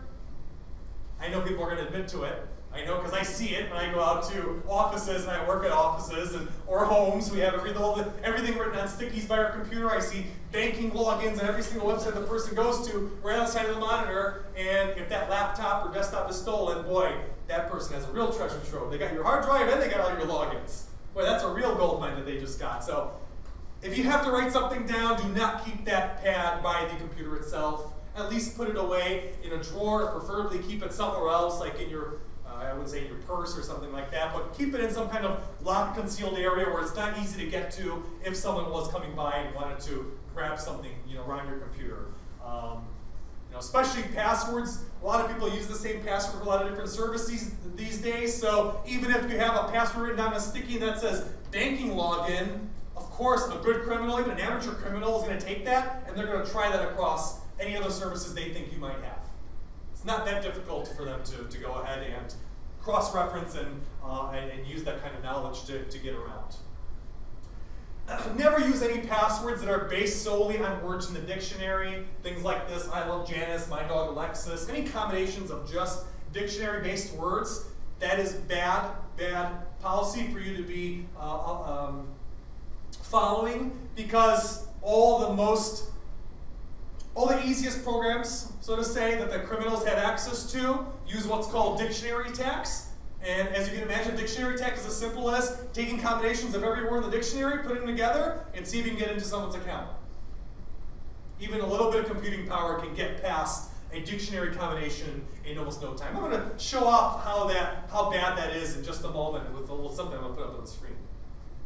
Never use a password shorter than 8 characters. That's usually best practice. That's probably going to become 10 characters or 12 characters as time goes on. But at least for now, the industry has said 8 characters is at least what you should be using. That's enough security, enough of a balancing act between being able to remember it and having enough security to keep you safe. But I would expect that to even increase to 10 characters in a year or two. And you do want to make sure you're using combinations of uppercase characters, special characters, numbers, and lowercase letters. A lot of services won't even let you make a password if you don't have all those things encased within your password. Some services are very nasty. I actually have a few services we use for our business, companies that we do work with as vendors, and they have very strict password policies, like 12 characters, has to have uppercase, has to have lowercase, numbers, things like that. So some websites are starting to get the hang of making sure we have these strong passwords, but a lot of things don't force us to do that, right?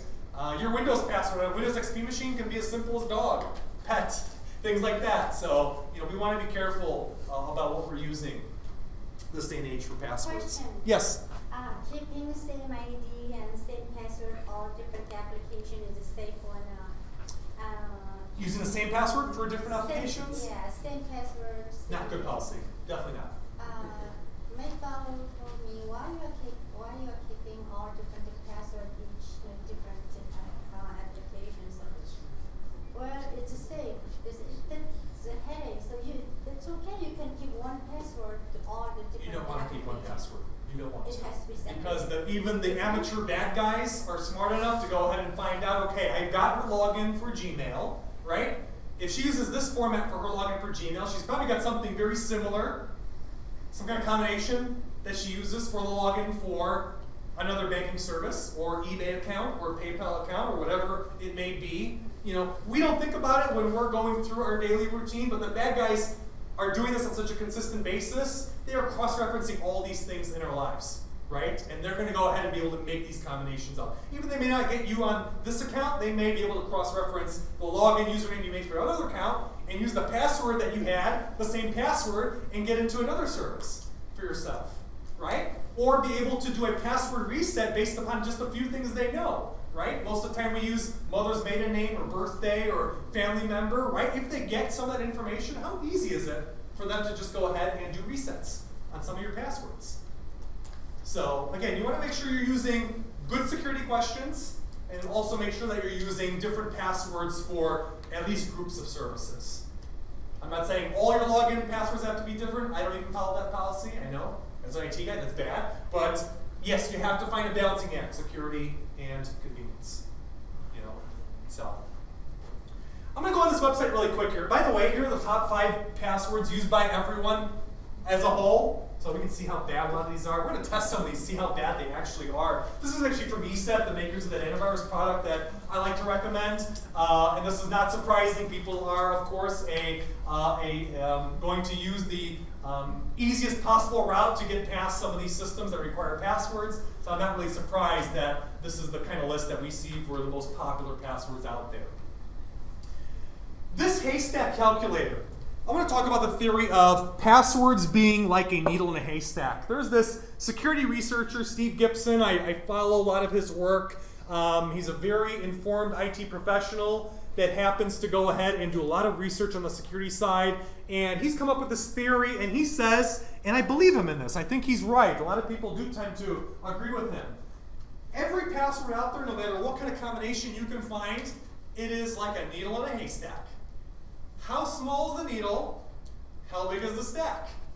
The better your password, the larger the stack becomes, the smaller the needle becomes. Any password can be found. This is the theory behind this. It doesn't matter how complex your password is. If there's enough computing power pumped at guessing that password, eventually it's going to be found. It doesn't matter what you use. But we want to make that as difficult as possible on the bad guys, so you become a hard target. Just like when you say you have a security system on your house and you put the big AET logo on your front lawn, why would they try to attack you at that point? There's another guy down the block that is an easier target. This is sort of the mentality that criminals go through when they look at or determine who they're going to be attacking. If you're easy enough for me to get at, why am I going to waste my time on the guy that has the really good passwords? Because you're so much easier of a target. This is how these guys work. So this haystack theory, that's the basis around what the haystack is. Every password is just a needle in a haystack. It's just how difficult is it to find out using some powerful computing technology. So this little calculator Steve Gibson came up with to go ahead and show us exactly what he means and how much computing power it would take to crack some of these passwords. So let me find that. What's that list I just had? This PowerPoint over here. Okay, some of these passwords over here. Let's take, for example, password and ninja. Let's see how easy these actually are with just a little bit of computing power. So if I type in password into this calculator, you can take a look here and see that if we even have a mid-size computer that probably costs a couple $1,000s for criminals, look how short of a time span it takes to break that password. 2.17 seconds. And even worse, if we had something like what one of the government agencies has at their disposal, less than a second to crack that password. Unbelievably fast. Ninja. You might think it's a little bit tougher, but what is that? Less than a second for a mid-level computer to crack that, and something like a government agency machine, almost no time, almost instantaneous. And that's because it's shorter? Because it's shorter, yeah. That's telling us the amount of time it takes that kind of computer to break that password. Because the word ninja is shorter than the word password. Because the word ninja is shorter, yeah. So the longer we get, the more complex we get, the tougher this becomes. So let's just increase our complexity just a little bit. Let's do Ninja 2014. Well, got a little bit tougher. So 17 minutes on a mid-size level computer. Let's make this a little bit tougher. Let's add some special characters here. And as we can see, 37 centuries. That is considered a decent password because most of the criminals out there would never be able to, they would never spend the time on it. Again, this is the same theory, like why would you attack a home that has the ADT security system? This is who you become, the effect of having the security system in your house. You're too much work, why would I waste my time on you? I'm going on to the next guy. So this is how we have to think of our passwords. How easy of a target are you? Does anyone wish to share a bad password that they may think they use? We're on the test right now. Any? Someone's name. Let me try my girlfriend's name, Lindsay. Let's see how this comes out. Less than a second on even a mid-level criminal's machine and government agency would crack through that in less than a second. Nothing to it. How about 1, 2, 3, 4, 5, 6? Oh, that's nothing. Terribly easy. 18 minutes even on a low-end system that a criminal may have. So I hope this is exposing some of the problems that are out there with using these weak passwords. So if you're curious why security professionals like myself are harking on this so heavily, it's because there's enough computing power out there most of the time in a criminal's hands to run attacks at this level. Unless they're inside one of the government agencies or have a lot of computing power, they won't be doing some of these, but at least in the middle ground here, that's the kind of computing power you can expect these bad guys to have, and they're going to be breaking through passwords like that. So if you ever become a victim from an online service and they got around your password and you thought it was very good, you might want to check it on the haystack calculator to see exactly how good that password was. And likewise, this is not only a tool to check and see how good your current passwords are, you might want to use this in making your new passwords for services. Go ahead and run some checks to see how good your passwords are, and if you're seeing this come out in less than the year territory, you should be changing those passwords. Especially if that number comes out in like hours or days. Those are the kind of targets that criminals are willing to waste time on. But when this number starts to become years and months and centuries, like we saw in some of the examples, I mean, that's where you really want to be with your passwords. What was it? What's the Oh, the haystack calculator is over at this website, grc.com/haystack.htm. Even simpler, just go to Google, type in GRC haystack, 2 words. That's the simplest way to find it. It'll be the first result on Google. So a very good tool, easy way to check how good your password is. I consider Steve Gibson one of the foremost experts on computer security these days. He goes on tirades every single week on podcasts for hours at a time about security topics. I mean, this guy is serious about his security, so he knows what he's talking about. And I've been showing this off in a lot of our classes just to shed some light on this password situation. Even ABC News did a little video on him about this haystack theory. So opens your eyes a little bit. Hopefully everyone can sort of start thinking about some of those passwords that we're using and try to start strengthening them for themselves. Because again, if your password is an easy target on here, trust me, the criminals are already running these attacks against your accounts.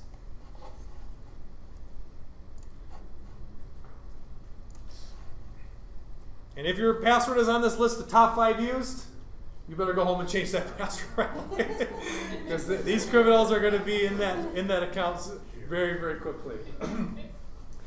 All right, social media gut check. Sort of some of the tips about staying safe on social media this day and age. Only friend people that you know, especially on Facebook, right? There's a lot of fake accounts that are going out now from people that are just spreading malware links, so do not be friending people that you don't know. I know a lot of teenagers and college something age kids love doing that, but they're just opening up a can of worms to themselves. Never open links that seem fake. I've seen this on Facebook myself. Buy the MacBook Pro for $10 or get this super cheap if you click on this link. Be careful of these pyramid schemes because at some point or another they're going to end up on a site that's either going to have malware or going to ask you for a credit card number, and this is where you're going to open up that can of worms for yourself. Do not post your phone number or don't post when you're going on vacation on social media. It may seem like a good idea, but think about this. If someone ever is able to get and see where your status is when you're on vacation, what do you think the bad guys are going to do with that info? You're going to be the perfect target for having a field day with some of your nice equipment at home. So it happens all the time. A lot of news reports are going on about that this day and age, that people posted they were on vacation and the bad guys had a field day with their home and it got ransacked. So do not be posting, when you are gone for long periods of time. You're inviting very, very bad things to happen. And if you're concerned, set your profile to private. It's a good step in going ahead and filtering out a lot of people being able to see these items. But again, remember, once it hits the digital sphere, some things can still be found. One of the things that one of my friends loves to bring up, that even though you might make a Facebook photo private, I'll just show you this really quickly since we got a little bit of time here. You may set a picture to private for yourself, but for example, any amateur person might go on your Facebook. You may have set that photo to private. Anyone with a computer browser can right-click on a picture, copy that image link, and take a look at what I just got right there. For example, that was a private Facebook page with private photos, right? It's very simple to go ahead and copy the direct link to any picture and view that online. I don't know if that still exists and it still affects Facebook. I believe it does. I don't believe they have any security around that. So any photo can be directly linked to where it sits on Facebook systems or any other place on social media and be taken off in this manner. Only a few websites on the web have protections against that. So keep that in mind. Just because you have that privacy turned up doesn't mean that people still can't get around those privacy settings, privacy in quotation marks. Stay safe in email. A lot of things that people have been harking on for many years now. Don't be using credit card numbers, social security numbers in plain emails, passwords across email. You have to think of email as a bona fide postcard sending system, right? I send a postcard through the postal service, and it's going to end up where it's supposed to be, but every single postal worker that gets the postcard can still read and look at it. And email is the same way. It's the same exact issue. Now again, if you're sending email between Gmail user or Gmail user, everything's encrypted, so you should be fine there. Or Outlook.com user to Gmail user, those should be encrypted. But when you start using services like AOL or Yahoo that don't have these kind of securities in place, and you're sending out passwords or social security numbers or credit card numbers over email, that is all going out like a postcard that the postal worker can read. Any amateur hacker that knows how to intercept that stuff can look at that stuff and will be able to siphon that stuff out of email. So that's why a lot of companies, for example, especially in healthcare, this is a big problem. They are forced to use encryption on their email end to end to make sure no one is able to read any of that information, but consumers still don't have access to easy encryption like that. So that's why I say, you want to play it safe, do not be sending sensitive information like that over email. A lot of times it's still best to just pick up the phone and call the person with that particular info. If it's too good to be true, it probably is. Spam has been going around for over a decade now at this point. Be careful for spam. There's no such thing as a free ride when it comes to some of these services and things you see come across email, so just toss them away. And I already mentioned the theory about the postcard. Anyone with the right tools can read traditional emails. Question. Yeah. The sensitive information, I could use the messaging system instead of a phone. Instead of a phone that my party, Sure. I can text a message. Text messaging? Uh-huh. Text messaging is... Some people doesn't have an email, close their valid. Text messaging is somewhat safer because of the nature of how cell systems are sort of kept private for the most part, but keep this in mind. A lot of malware that's hitting these smartphones today, they have the ability to sift through these text messages that are going across. And this is starting to become a big issue. So text messaging is technically safer than traditional email, but with how much malware is going around the mobile platforms, part of me says, I'd be careful with texting. You know, it can't be 100% safe. If you really have to send something over email in an encrypted manner, I would say put that in like an Excel document. If you use Excel like 2007 or higher, put a password on it. Then that actual file, the Word file or Excel file, is password protected, and at least no one viewing it like a postcard can get access to the info in there. So that's probably the simplest way that you as a consumer can encrypt something over email and have some relative safety around that message. We have a little bit of time here left. I want to make sure I get through everything here today. How does phishing look? Telltale signs with phishing messages, okay? One of the biggest things here, this message, this is actually a message that one of my customers got forwarded to me before one of my security classes a few months back, and I said, what a perfect example of a phishing message. So this spammer or phisher went ahead and put a restricted R sign in the actual from box of the email. No legitimate company will ever do that. The from field never has special characters like that from a legitimate organization. Broken images. If you see an email like this that has a broken image, remember, these companies that are sending legitimate email of this nature, like Microsoft, would never send an email with a broken image link on it. Telltale sign that is a phishing message over here. Bad broken English. So here's what they actually wrote over here on this email. Microsoft Digital Crimes Unit in 2013 has hereby developed a new secure way for your security. Bad English, broken English. I've always been good with grammar and English. I've written for a college newspaper and things of the nature, so I catch it very quickly, but you should be able to tell when there are things like that in an email. Here's another one over here. To validate there, they use the there, T-H-E-R-E, when it should have been a possessive there. Another telltale sign that that's a bad phishing message. And over here, this message was sent in 2014. They had a 2013 date stamp on the message. All these things in combination, you ask yourself, this is too good to be true. And it most likely is. Yes? Also, too, a legit organization like your bank is not going to ask you to send them your password. Exactly, exactly. Big thing, you will never be asked to send a social security number, you'll never be asked to send a password. A lot of businesses are being hit, at least in the last year and a half or so I've seen this, especially when I was at the school district. There are messages going around, like it'll be like an email from Google, and they'll be saying, we need to increase the capacity on your Google account, we need your credentials to go ahead and get in and make the upgrade. Why would Google need your credentials if they're Google and already have your account on their system? Doesn't make any sense. So you have to think through some of those things. And in general, never go ahead and submit a password or credential over email unless you're working with some kind of party and they asked you to do it or they're providing a secure channel for you to do so. But most of the time, things like this is an easy phishing message that they're trying to go ahead and play on your fears and use social engineering against you. So that was a perfect example from a customer that I got who sent that to me. Some more on phishing. Here's another big one. First one I'll point out. If you scroll over a link in an email and it comes out to something like this, where it actually shows a numeric address instead of the actual website location, that is a telltale sign it's going to some kind of a phishing infected website. No legitimate organization will ever conceal their actual location through the actual numerical address where that system sits.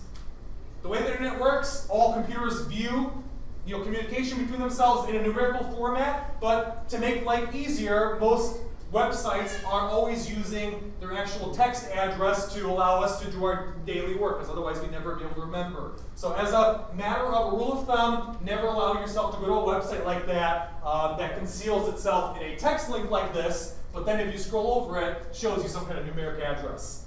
That is a guaranteed criminal trying to go ahead and send you off to some kind of suspicious link. Links in email, be suspicious of them. Always do a scroll over test, put your cursor over it, see where it's taking you. If this says it's going to Woodgrove Bank, and you scroll over it and it says it's going to Woodgrove Bank, and that's your bank, probably legitimate. But if you've got some kind of hokey pokey going on like that, stop right there, delete that email message, or call the bank and ask them, did you send this message to me about this? Again, here they're trying to threaten you, scare you. They're saying over here, if you don't fill the application, your account will be permanently blocked. Being overly blunt about telling you that something bad is going to happen. Another telltale sign of something too good to be true about this message. And again, they try to use fancy terms like Facebook copyrights plural, department. Not only the bad English, but the popular company name that was inserted there. So these things are easy to spot. The criminals from the East, in Russia and China that are making these messages, they never spell check. They don't have the teams to be able to do grammar checks on these, so they're fairly easy to spot. But they're going to continue getting harder as these guys get more sophisticated. A quick word on free email services of this nature. The only two email services that I recommend for users going forward is either Gmail from Google or Microsoft's Outlook.com service. The reason I don't like the email services from these big providers, even though we're all given addresses like with AOL or Comcast or Yahoo or WoW, things of this nature, they have a lot of issues at play. First thing is they have bad filtering systems for spam and phishing. Most of the time when I see people getting infected or getting these kind of messages that are let through the filters, it's from one of these provider systems. It's just because they don't have the kind of technology that Google and Microsoft, for better or for worse, have in play to protect you. They've got poor security protocols at play. The worst culprits, I would say, Yahoo and AOL. Out of all of these, those are probably the two worst providers on the list. I would say definitely think about switching if you have one of those two. And the other big thing is that people don't think about, when you have an email address from one of these providers and you want to move away from an area and not have Comcast anymore, you are held hostage by the service for that email address. So say, for example, you move somewhere, you use AT&T's internet service, and you don't pay for Comcast, what's going to happen? That email account goes away. They are not obligated to keep that email account running for you unless you're willing to pay something like $8, $10 a month to keep it running. AOL's done that for a lot of customers. I got customers that are paying $20 a month just to keep their AOL email address. How crazy is that? But it does happen. This is how these kind of email services like that function. So that's why I tell people you want to make sure your email service is away from your internet provider, so you have the freedom to go and do what you want for your internet and not be obligated to keep service with them when you leave. Because this is the magic card they use against you when you want to leave. Oh, you have the email address with us, you know that's going to be gone if you leave our service, and then you have to rethink what you're going to do if you're so tied to that email. So don't get caught in that. I've been using email from Gmail and Outlook.com for many years now because I don't want that to happen to me, and I'm sharing that information so you never get caught in that kind of loophole on your own. And the final thing I'm going to say in terms of what kind of web browser you should be using, we're usually recommending the Google Chrome web browser for users. Firefox is pretty safe too, and if you have the new Windows 8, Internet Explorer 11 is also fairly safe. But if you're using like Windows XP, you can't have anything more than Internet Explorer 8 on your system, or Vista only stops at IE 9. For example, if you're using one of those systems, especially Google Chrome is what you should be using. I recommend it, you don't have to. But Google Chrome has very advanced technology that allows all websites to be partitioned off, and if something happens and tries to take over the computer, they have some good safeguards in place from preventing that from happening. Again, it's not bulletproof, but it's a good extra layer of security to have with good web browsing habits, good security software, and a good safe web browser. Those three things I would say are probably your best bet against becoming infected with something online. Go ahead. Where do you learn how to use Google Chrome? If you go to google.com/Chrome, I'm fairly certain that they have a lot of help videos and tutorials on there how to use it. I mean, this is the most popular web browser on the internet today. I know Google has extensive resources about usage for that browser. It's not very intuitive. It's a little different than Internet Explorer or Firefox, but you spend a half hour to an hour with it and look at some of the videos that they have, you know, it'll become second nature after a little bit. It was new to me when I tried it, but I've been using it for the last 5 years and I really love it. So, just like anything else, you have to give it a try and get your feet wet with it before you can say whether you like it or not.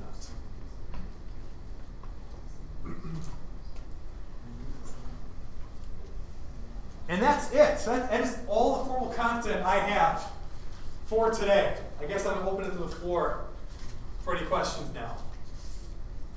Is there anything that I didn't cover in class that someone was curious about or you want clarification on? Any of the topics here? I've probably exhausted everyone because I am beat talking about all this security stuff. I love this content, but boy, this is not barn burner. Yeah. If you have AOL, how do you get out of it?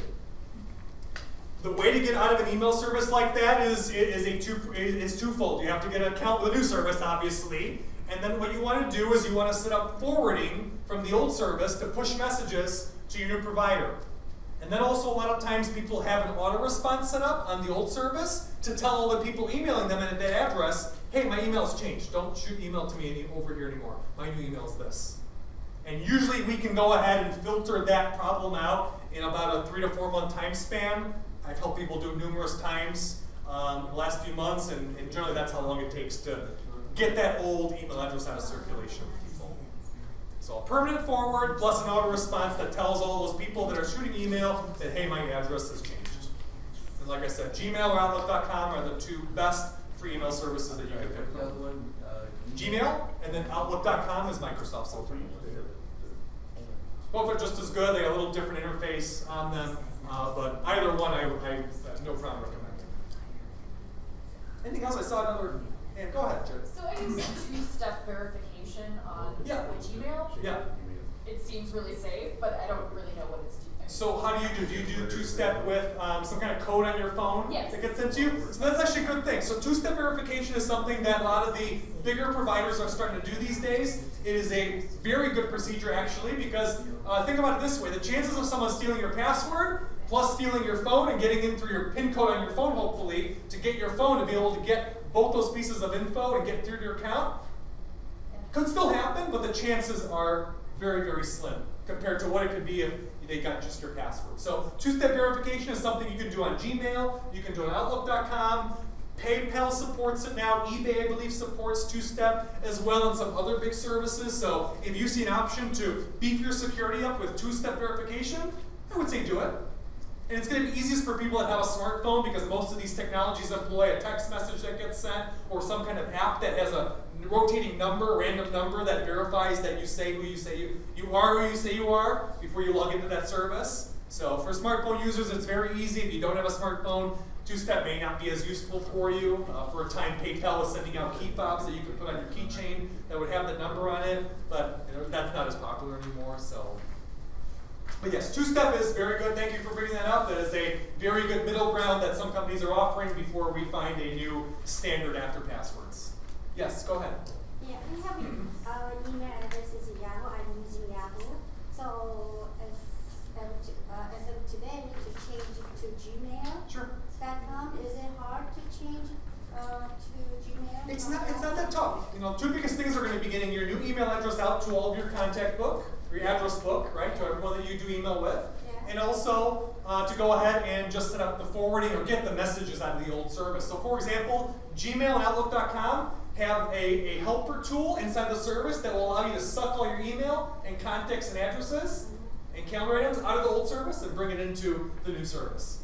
Gmail's been offering it. I know Microsoft offers an Outlook.com. So they are trying to make it as easy as possible for you to get your stuff out of the other service, bring it to them, and try to extinguish that old account. Once I have a new email address as a gmail.com, the Yahoo will be deleted. So I don't. No, it's up to you to delete it. I would not delete it right away. Remember, you have to think of it like a phone number, right? If you're going to extinguish your home phone number, you need some time to tell people what the new phone number is. The same thing exists for email. You're going to change your email address. You want to go ahead and make sure that when you're emailing people in your address book, I even tell a lot of my business customers when we do that, like a law firm we worked with a few months ago wanted to shorten their long email to something shorter. So everyone that sent an email out in their signature put my new email address is right in there. Oh, okay. Plus people see the address that's coming from the email that you're sending. Gotcha. And you can also set up an auto response to bounce back on messages from your old account and every person that hits you at that address to say, hey, you shouldn't be emailing me here anymore. Use my new address. Okay. After 3-4 months, most of the time, that old address can be extinguished, and then you can delete the old address. Thank you. Yeah. If you're an email hoarder and you want to keep all of your old emails, how can you easily delete those? I was just talking about that. For Gmail and Outlook.com, if you're using one of the popular services, so that tool grabs those. They have a tool in the options area that is like an email export or email import tool, and they'll ask you. And they don't work with every single service, but most of the big ones. So I know Microsoft and Gmail allow you to easily siphon from Yahoo, AOL, a lot of the other big services, and they have direct hooks into the old account, and they can go ahead and pull all that information in, and it really is seamless to you. It'll take maybe a day or so for it to fully pull everything down, but you don't have to lift a finger besides telling it what the email password and username is to your old account. So yes, it is easier than ever to make a change like that for yourself. Any other questions? Or is everyone poofed like I'm full? All right, I'm going to go ahead and I'm going to shut the recording off. We're going to do the raffle. I got 3 goodie giveaway bags that we got to hand out. So if you didn't get your name into the raffle box, Lindsay's going to help get anyone who still wants to be in the raffle, get an entry in really quickly. And I'm going to turn off the recording so no one's name is on it. And we'll give away some goodies. So. I appreciate everyone coming out for this class. It was a lengthy 2 hours, but I think we learned a lot, right? Passwords and Wi-Fi and smartphones and all that stuff that we take for granted. Now we actually have some info, and now you know how to stay safe. So hopefully I gave everyone a good level of knowledge to take back home with you and hopefully solidify and secure your life a little bit more in terms of how you compute. Okay? I'm going to turn off the recording now. Get yourself into the entry really quickly, and we'll draw some names. And if you have any final questions for me, they want to ask me privately, come up to me as I'm taking my items down. I'll be here for another 10-15 minutes or so. Okay? Thanks again, everyone. I really appreciate it. No, thank you. Thank you very much. I have a question. Well, let me cut my recording off so I don't catch this on the audio. As Derrick said,